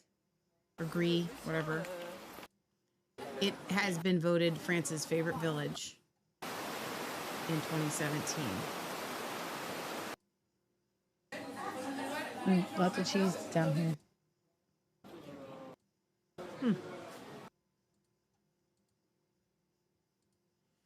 Okay, let's see. Okay. I know you guys have been leaving comments. I'm sorry, Leah and I have just been so enthralled with the food. I can't get over it, and I don't know what I'm going to eat now. Okay, we'll just play this in the background. You can do the comments. This is the last one, and we are in Zurich, Switzerland. Oh, well, so there you go. That's Christmas. This is a way to end it, right? Yes. Turn it down a little bit. Let's see. All right, Ange says, potato pancake can be made in so many different ways and different seasonings. I grate potatoes and onions and garlic, salt, drain the juice, and add an egg for some, and some flour. Let's see. Barry says, the chestnuts are a winter staple food from Northern Europe, and at Christmas time, at Christmas, they used to make stuffing with chestnuts for the Christmas dinner, but it also is a good street food. In UK, roasted, they are served hot and in a paper bag and are a soft texture with a delicate flavor, but really warm the body, especially with mulled wine. Wicked Psych says, what method did they use to cook that pizza? Did anyone notice? I was wondering too. That's what I'm saying. This is just a beautiful city. Barry says the reason bread is in Europe and in the UK is so light and fluffy is because we basically buy our bread daily fresh from the bakers and consume it that day. Let's see. It is curling. And Sherry says maybe they only use the broom with intense competition, maybe. Let's see. You guys have left so many good comments. Zurich seems like way out of our price range. Gonzo, Johnny, says all of Europe is countries and languages that overlap each other. That's a really good observation. I'm glad that you said that. Barry says pork sandwiches are lovely, especially with applesauce. Wow. Like, do you mean like an apple? No, just applesauce. Sauce? No, Or do you mean applesauce. like applesauce as it? Do they have applesauce over there like we have it? Because I would imagine you could make like an apple sauce, like a cooked down, like apple type sauce, kind of like a barbecue sauce, but like apple-y, you know. Kaiser in German means emperor, same as Tsar says. Oh, so Gonzo says, so yeah, indeed, lots of French and German border region and vice versa. You can turn it up a little bit if you need to. No, we're done. Okay. We're Well, I have to, in order for me to get, I have to get to the Okay. YouTube comments and other comments over this way, and I don't know if it'll make the video go bad. All right, so I'm sorry I've missed a lot of the Facebook comments. I think looks like most of them were earlier from the Muslim stuff anyway. Over on YouTube, Ballistic Mystic says, that's everything I want for the rest of my life. I know, that's kind of how I feel about it too. Let's see. Okay, on the other YouTube, let's see. You need to make a cookbook and cooking videos. If we had more time, we would. We actually do cook very well. You can ice skate a 9-mile trail in Quebec. Wow. Sharon says that we have always used the word toot instead of fart. Speaking Toot, of what we were saying toot, earlier. toot. Yes. Sharon says, I use a marble rolling pin. One of you guys sent us a marble rolling pin, so we have one. I have one. And we do use it. Sharon says, I drove to Indiana to get one of my dogs as a puppy with my daughter all the way from Northeast Connecticut. The puppy was at a farm in Indiana near Fort Wayne. They breed Cavalier King Charles Spaniels. So that is a confirmation because I was just saying to Leah the other day, I want to get one of those dogs. I don't really, but I thought they're little fun little dogs. Ballistic Mystic says, I think America would be more like that if it wasn't for the Federal Reserve System. That is a very good observation, and I totally agree. Let's see. Gonzo says, yeah, we've got all types of apple things too. We just use different names and recipes. Michelle, try naan bread. You'll love it. I would love to. And Chris was saying maybe like an apple butter type, not just apple sauce, right?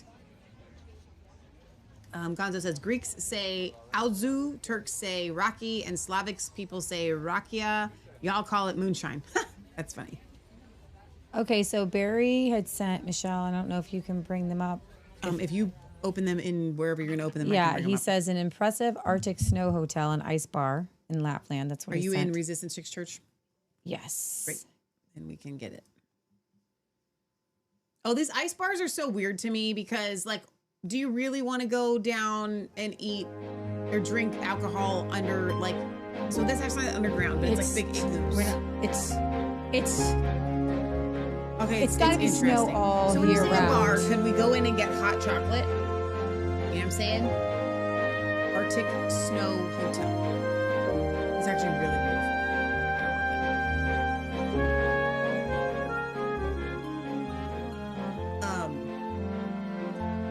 Oh, look at these carvings. Is that an ape? It is. That's awesome, actually. That is so cool. Look how fancy this is. And they've got like little fur covering the ice carved out seats. Whoa. So like, do you eat down there? You sleep in there? No. Ain't nobody sleeping in there. Well, okay, so the Eskimos do it, right?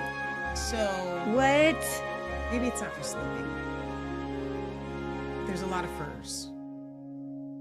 There's a big Tyrannosaurus Rex. These have got to be bedrooms, right? Those are bedrooms. Is it like a chapel? It's like a church. Okay, that's really interesting. That's really interesting. Sherry says, Nan is delicious. The Nan bread. So at this point, I am so overwhelmed. I don't know what to do with myself. Then there was a decorated tractor, but I don't know if you can bring that up. It's an Instagram reel. Oh, okay. Well, then it'd take me a minute to get the Instagram up. I don't know what to do because I have so many things that I want to make right now. We could just start with the sauerkraut balls. But we had those last night. We didn't make them. Right. But there's like, so these fry breads that I've been watching here, that's what's got me worked up here. It's, I don't even know. V at the end. VV. It's not filling. That's not it. Okay. It's not autofilling. No, we did that one before in the past. Mm-hmm. Let me just go to the history. Talk amongst yourselves. Leah, what are your thoughts? Ready to go.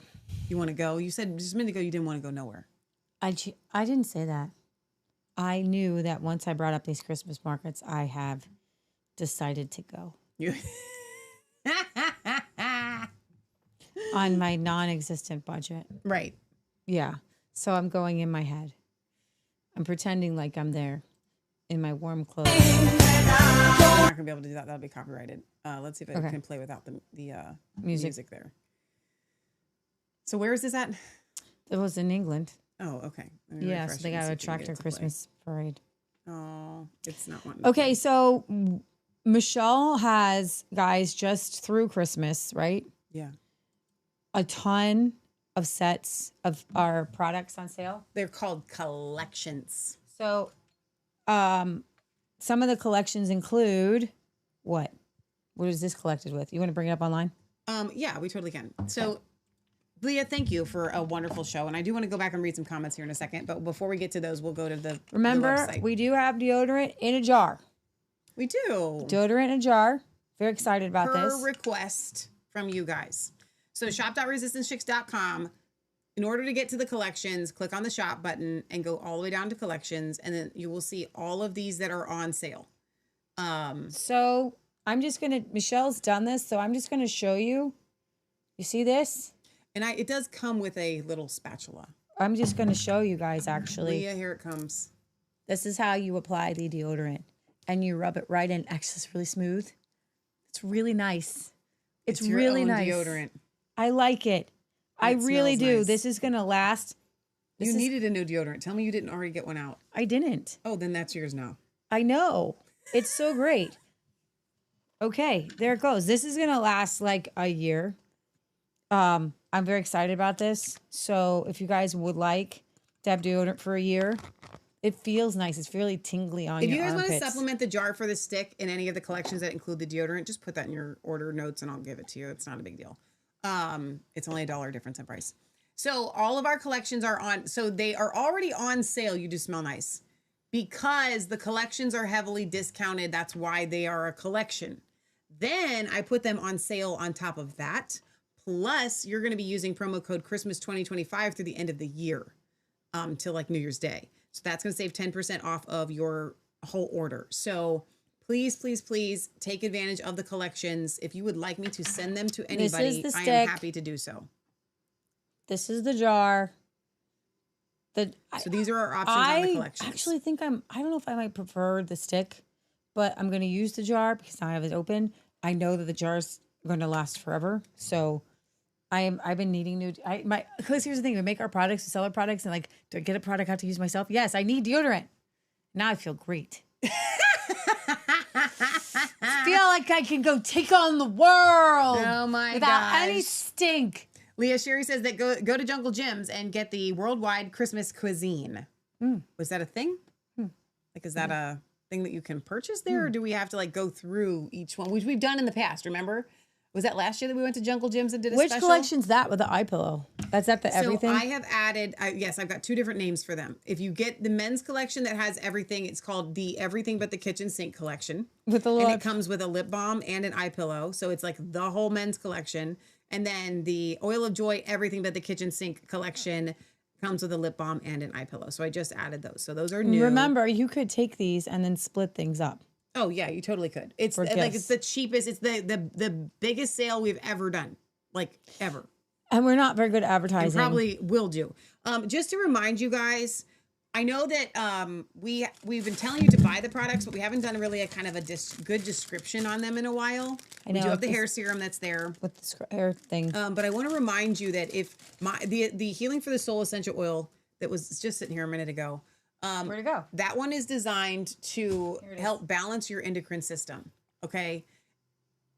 Yesterday I was at Grant's and I was there for a few hours and I was hawking our wares and selling everything. And it's so funny. They even made fun of me not made fun of me, but I go to check out yesterday because I bought a little ornament when I was all said and done.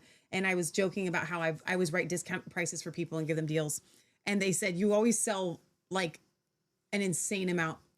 She just said you sell more. You sell way more when you're here, meaning I don't sell a lot just by itself because our products require an explanation. But when I'm there, We sell a ton of it. And what I sold the most of yesterday was this. Because when people try it on and they smell it, it's like, oh, it's... This one lady would come back and be like, I just feel better. Like, I feel negative energy has left me. Yeah, I don't know how to explain it. I'm not trying to sell a snake oil, okay? And the men's Armor of God is so nice. And the beard oil and the beard butter smell like it. Oh, somebody yesterday was like, I love the men's stuff. Yeah. Oh, it was I had Barb. women that bought the men's stuff yesterday. Oh. Because they like it so much. It's a Now, the men facial love it too. conditioner. Don't get me wrong. I sell it to the men. The men love it. And you can put it on your hair. But you don't need to because you can buy the hair serum for that. But you totally could. I'm not exactly saying that the hair serum is the best. I've used it in my hair. I for like the it. bottom of your hair. Yeah. Oh, yeah. I like it. I do. Does it moisturize your hair? I haven't tried it. No, it totally does. I that's how I use it. So when I use it, I don't just use it on my scalp. I use it through my whole hair. And I usually do it before I'm going to put my hair in French braids. Because when they come out, it can be a more glossy look. If I'm going to blow dry my hair, then I don't use it because it looks more oily. That's what I use this for, the beard oil. Sherry says, great show. Merry Christmas. Barry says, applesauce is cooked but has bits of apples in it. I told you it wasn't applesauce. Okay, got you. You looked at me like I had 10 heads, like I was a dum-dum, like when I talked about You're Quebec. not a dum-dum. Oh, well, we'll not talk about my comment on Quebec. So, let's see. Dum-dum. I'm not a dum-dum. I'm a smart. So we are going to sing a couple of Christmas carols. Let's see. Heather says, I love the deodorant. It lasts for days. I only put it on every 3 days. I said that to a guy yesterday and he's like, we can tell. He was a funny guy. Let's see. Oh, Leah's still attached. She's walking away, getting pulled back here. Let's see. This is the most non-professional show on the planet. I always say it's the most professional show. Dale says, can't be a European Christmas market since I don't see any terrorist barricades. You're funny, Dale. He says, you can start a new Christmas tradition with Christmas tacos. Dale, did you send this on We have not done the video on it yet. I'm trying to figure out who sent it. Says the UK needs to give girls misandry lessons. What's misandry? Misandry? Maybe when is that like when you hate men? Hate men. Oh my gosh. Dale's got the funny bone today. All right. Gonzo, where are you from? Wicked Psych says, we had a small task that we needed to have done, but we're unable to do it because it was time sensitive. We didn't want to ask for help. A friend contacted us today and offered the exact task we needed. Oh, wow. Praise God. Christmas miracle. Praise the Lord. That's awesome. Hallelujah. Okay, so reminder of Christmas things before we leave. We're going to sing, but if anybody can't handle Christmas singing, which I don't know who you are,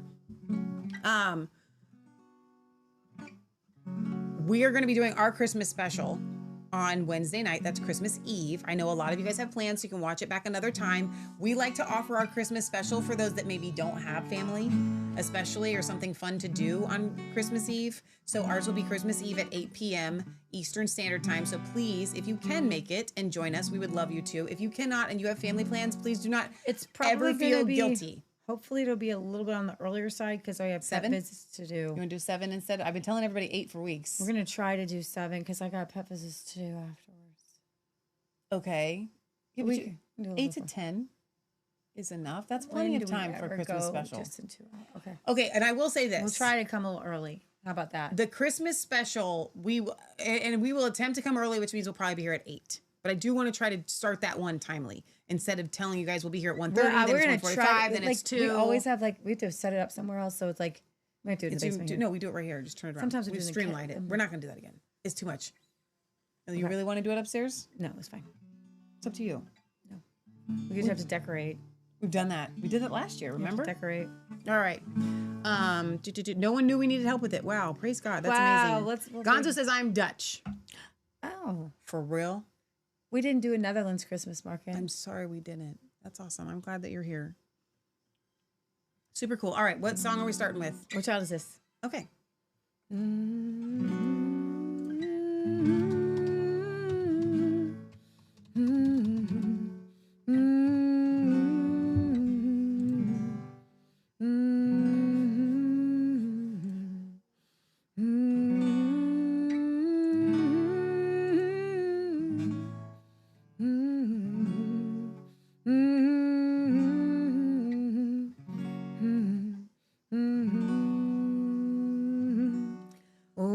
What child is this who lay to rest on Mary's lap is sleeping,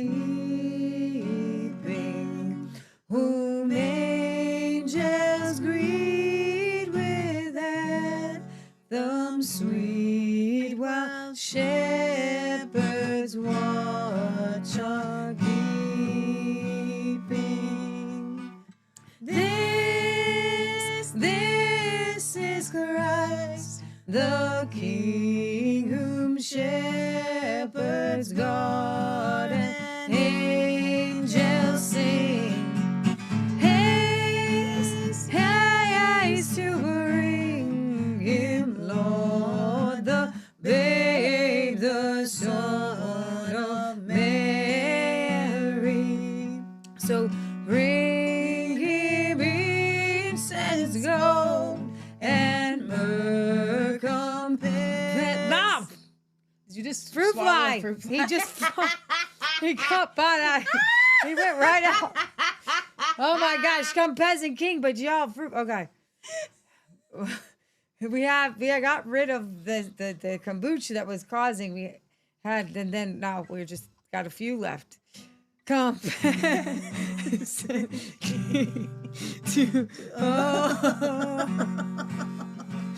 The King of Kings, salvation brings, like loving hearts enthrone him. This is Christ, the King, whom shepherds guide and angels sing.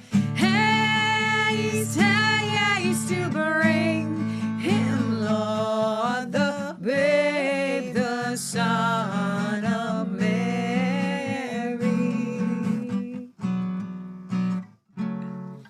So we have there's more verses. We have why lies he? Why lies he in such mean estate, why hooks and asses are feeding? Good Christian, fear for sinners here, let silent word is keeping. This is Christ, the King, whom shepherds guide and angels sing. Haste, haste to bring him, Lord, the babe, the Son of Mary. What child is this who lay to rest on Mary's lap is sleeping, whom angels greet with anthem sweet, while shepherds watch are keeping.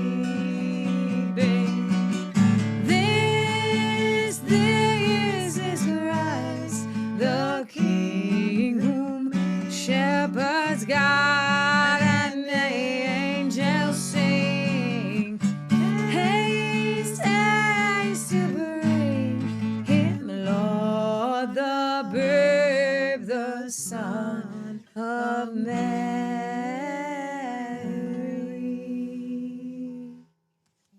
Okay. I don't know if I did this one last time. I think we did that one last time. I try to go through you know. I don't think So what? last night, yeah, the food was in the karaoke tent. Uh-huh. And these people, we didn't realize it, but it was a competition of, I guess, people that had been coming to the karaoke night, and it was and then they were picking the final last ones. And these people could sing. They had some singers. We We watched the winner. Yeah, it was really great. It's fun. What song are we singing? Silent Night. Silent Night. And you guys can put requests in the chat. Silent night, holy night, all is calm, all is bright, round yon virgin mother and child, holy infant, so tender and mild, sleep in heavenly peace, sleep in heavenly peace. Silent night, holy night, shepherds quake at the sight, glory stream from heaven afar, heavenly hosts sing hallelujah. Christ the Savior is born, Christ the Savior is born. Silent night, holy night, Son of God, lost to light, radiant beams from thy holy face, with the dawn of redeeming grace. Jesus, Lord, at thy birth, Jesus, Lord, at thy birth. Silent night. Silent night, holy night, holy is calm, holy is bright, round yon virgin mother and child, holy infant, so tender and mild, sleep in heavenly peace, sleep in heavenly peace, sleep in heavenly peace. So, I love the hymns. But what do you want to sing? We could try a couple of other songs, like "Have Yourself a Merry Little Christmas." Okay, it's only like 3 verses, but okay. But other people, I bet there's other verses. Is there though? I've tried every year. It just ends up with 3. We're gonna look it up. If there's a Frank Sinatra version, it can't just be just that. It's got to be more than that. I do have it. I actually. No, you don't. Do you want to? I don't know where it's at. No, it feels like there's more here. Okay. Do I need to look up the chords? You can. I actually have it in one, and at one point I do. I usually try to do it, but I don't know where it's at. It's not in alphabetical order. Okay. Now, I don't know why I'm spelling Christmas wrong. Here's the ultimate guitar. Yep. Here we are. No, this is good. There's more to it, but we'll just sing these ones. Can you see these? Do you need me to make it this big? I can make it big, Leah. Leah has trouble seeing my screen. Okay. I don't know what key we're in here. Have yourself a merry little Christmas. Let your heart be light. Next year all our troubles will be out of sight. That's good. You're doing good. Need me to make it bigger? No. Have yourself a merry little Christmas. Make the Yuletide gay. Next year all our troubles will be miles away. I I don't think we're supposed to go up every time, but that's okay. Once again, as in olden days, happy golden days of yore. Faithful friends who are dear to us, gather near to us once more. Someday soon we all will be together as the Lord allows. Until then we'll have to muddle through somehow. So have yourself a merry little Christmas now.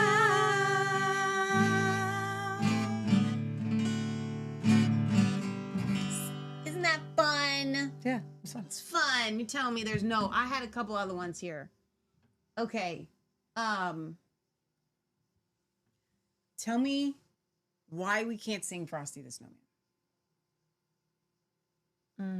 No, it's a Christmas song. Is it? Yes. It's fake. It's like fantasy. It's fakeable. Okay, that's fine. How about I'll Be Home for Christmas? Okay. That's the last one I'm going to do. I'm going to ask you for. Leah's making faces because she doesn't practice these ones. No, that's not it. I'm thinking about the fact that I probably will sing Frosty off the show, but not on the show because it's like okay. Where did I just put for Christmas? Chords. I meant to write chords. Here we go. Here we are. This is a good one. I love this one. Everybody loves this song, right? As long as it's in the right key. Hopefully it's not too high. I mean, we're no Bing Crosby here, but oh, what was that? It's just I can get out the better guitar. Okay. This is what it is with this guitar. I'm gonna find it. Keep playing it. Keep playing. Play it faster so we can find it.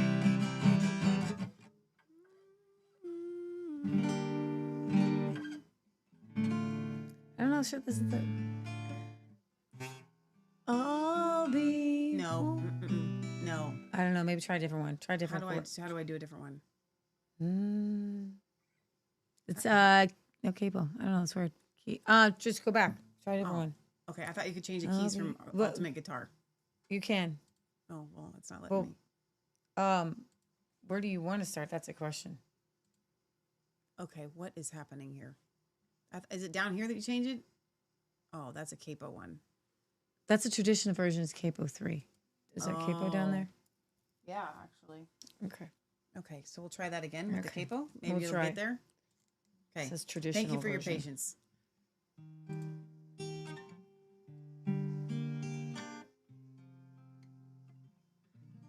How do you want to start? Where do you want to start? I'll be.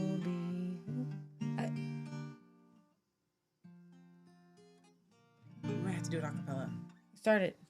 I'll be home for Christmas. You can count on me. Please. That's not the right. That's not right. See, this is not right. Have snow. Just sing it with me. I usually practice it. And Mistletoe and presents under the tree. Christmas Eve will find me where the love lights gleams. I'll be home for Christmas, if only in my dream. You need to help me out here. The guitar's gonna throw me off. Could we sing it a little bit faster? I'll be home for Christmas. So that's a Bing version? Take your capo off. Let's play it. Take the capo off. It had the Bing version. No, that's supposed to be with the capo. No, it's not.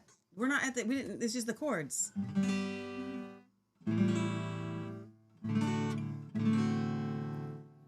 I'll be. No. No. It's no aisle. We tried. Okay. Sorry. Well, I'll be home. You'll be home. We will be home. We will try. Actually, we will be home. We'll try to make that song happen for the thing. We'll work on it. Michelle likes to throw things on me. We I will bet work we could on do it. Frosty. Just do it. No. We did not something good. No. You can't do it. Just bring it up. You want to play guitar too, Frosty? Oh, sure. I can do that one. No, you can't. I know we can do that one. But I don't know how religious it is. That's okay. You know what? Sometimes people need to get their feet stuck out of the mud. I'm not doing it's Santa got fantasy ran for over us. by the Well, reindeer. that's true. Okay, it's not. It's You a got to put up chords, cartoon. dude. I don't know why I put lyrics. It's a fake thing. It's fake. Nobody believes that Frosty's real. That's the difference. Give us Frosty. People believe that You Santa didn't is click real. on it. I'm screen sharing for everybody. Okay. To participate. Okay. In our in our happy sing along. Okay.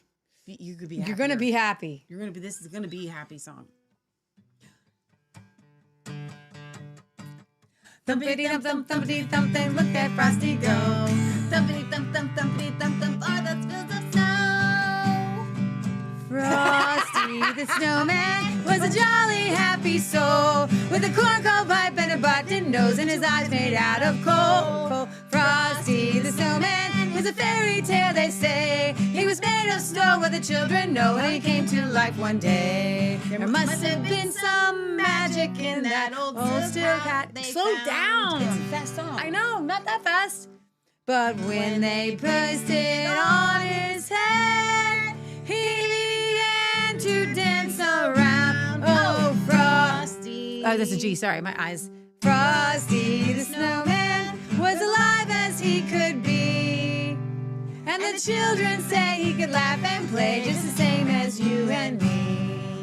Frosty the snowman. So sad. Knew the sun was hot that day.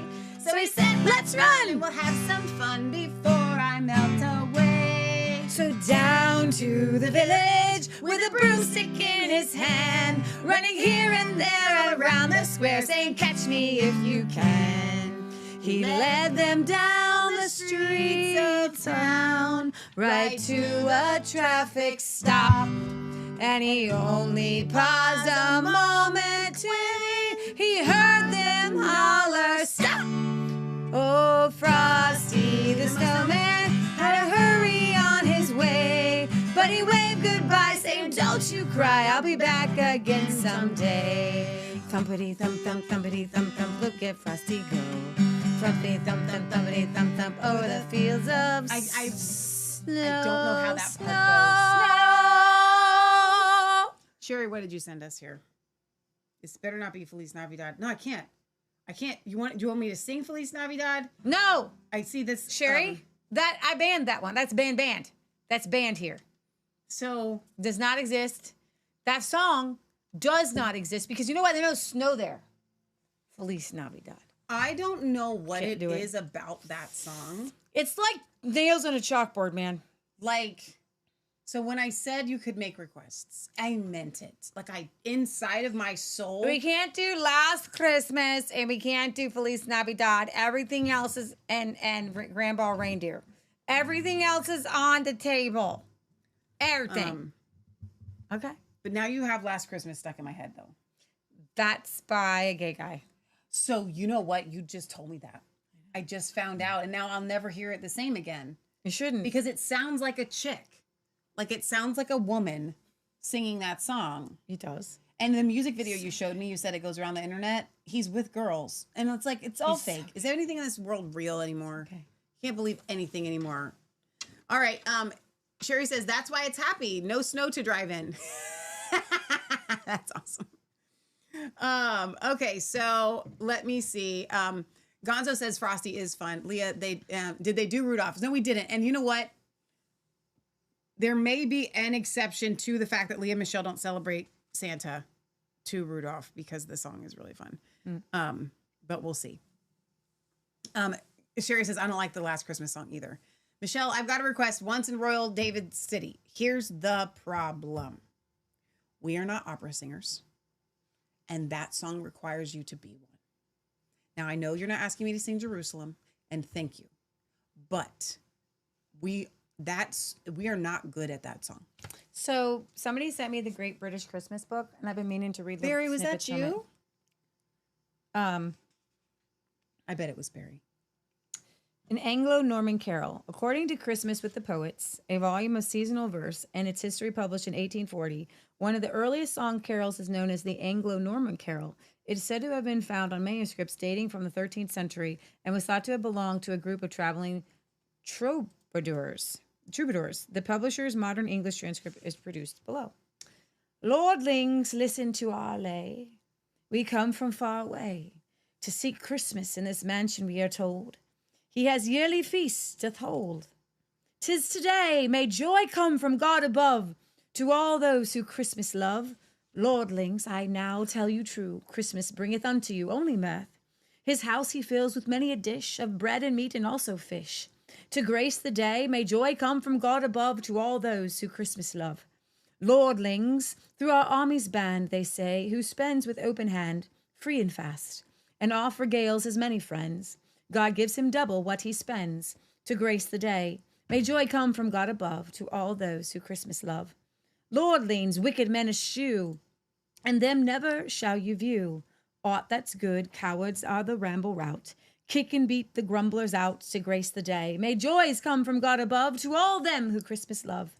To English ale and Gascon wine, and French doth Christmas munch inclined.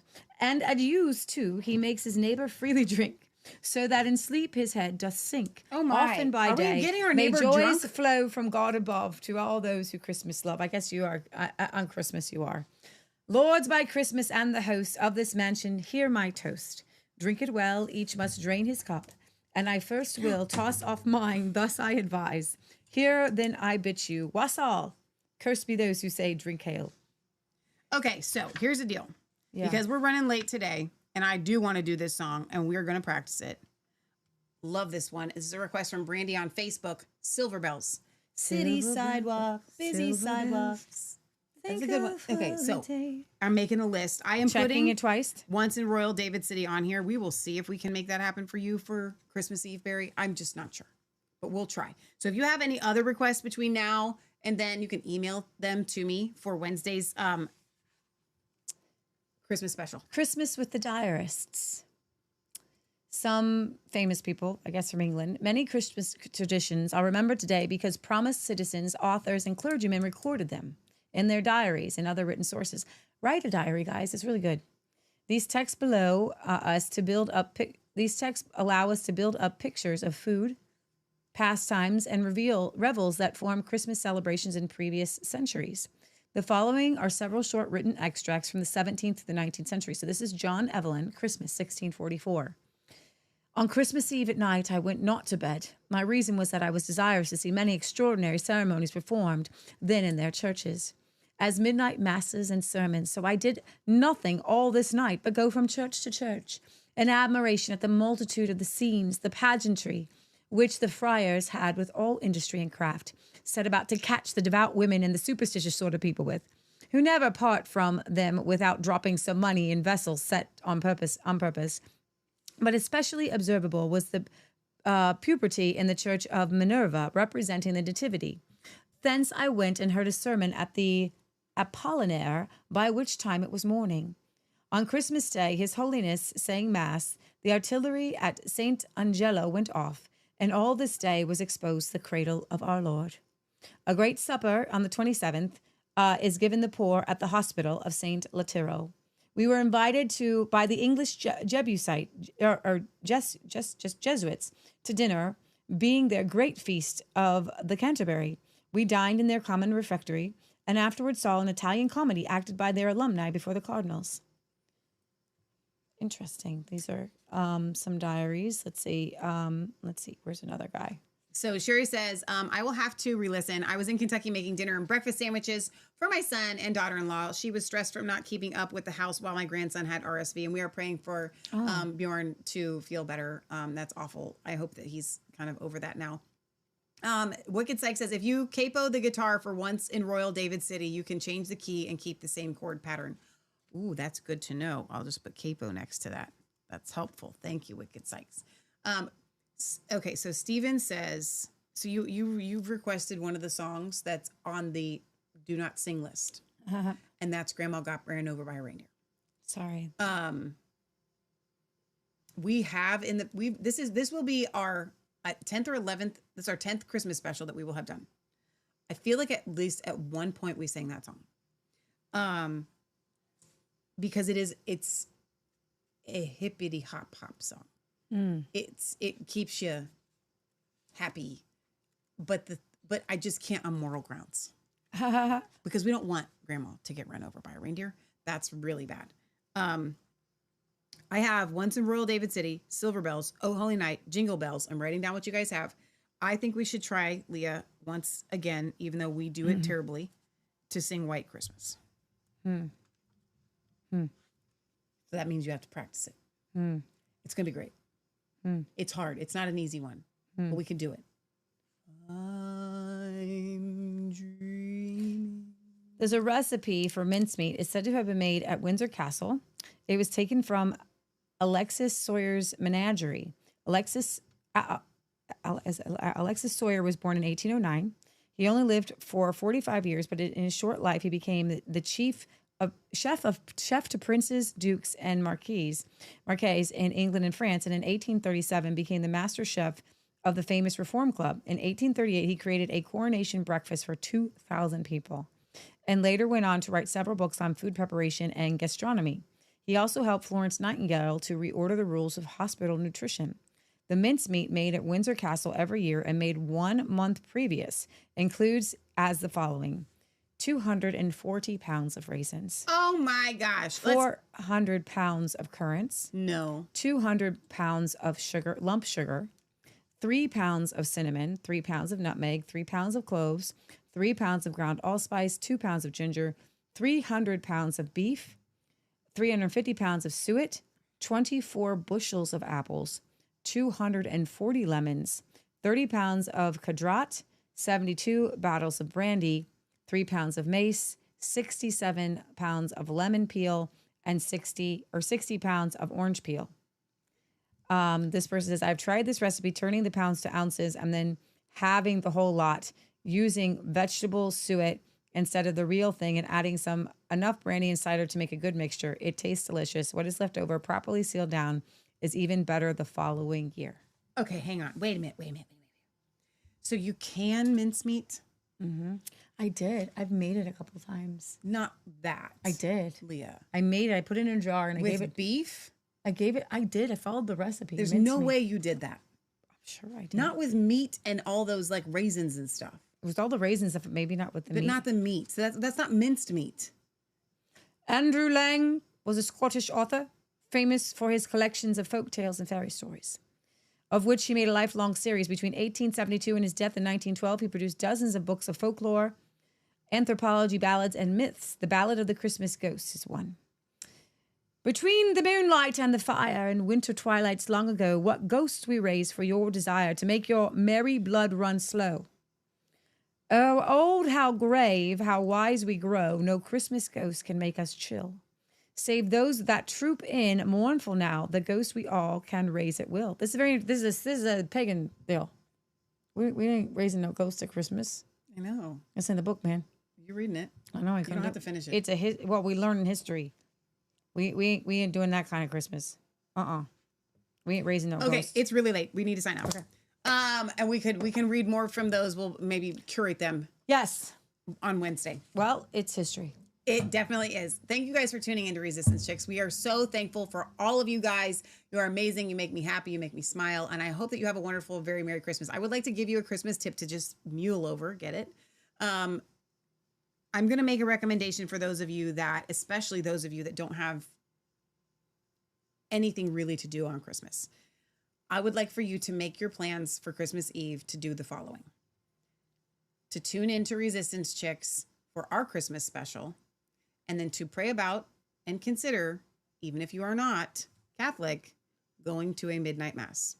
It is one of those experiences that cannot be matched. You will end up hearing a Christmas story. and singing Christmas carols with people in your community. You can forget that it's a Catholic thing if you got a problem with that, okay? I actually had plans that I, no matter what, was going to go this year, and we have a dog that's staying with us that's never stayed with us before, and so we won't be able to go. But it's just, and it's an experience that if you have never experienced, for sure, I think everybody should participate in a midnight mass. Now, you don't have to go to a midnight mass per se. If your church has a midnight Christmas special, by all means, go to that. Okay. But if you don't, just find your local Catholic church and just go. Okay. Because it's what I love about the Catholic Mass for Christmas is that there's a reverence, a stillness, a holiness, a joy. We usually dress up very nice when we go. So you're showing up at midnight and dressed to the nines, okay, with all your, bundled up stuff. You don't have to dress up. I just wanted to give you guys that as a tip, because I think so many of you that don't have anybody, you just think that means that you can't celebrate and you can't do things with other people. That's true. Go to midnight mass. Find a Catholic church. Go to a midnight mass and attend. We've gone to random ones. Really, really fun. So I just wanted to throw that out there. And even if you already have Christmas Eve plans, like spending them with the Resistance chicks, it's not till midnight. So you got time. Okay. All right. We love you guys. God loves you. God bless. Remember, it's not just a conspiracy theory. If it's actually the truth, we will see you on Tuesday for Healing for the Fractured Soul. And we will see you on Wednesday for our Christmas Eve and Christmas special. All right. I love you guys so much. And I pray that you have a wonderful Christmas week. Happy shortest day of the year. It's going to get better from now on. There's no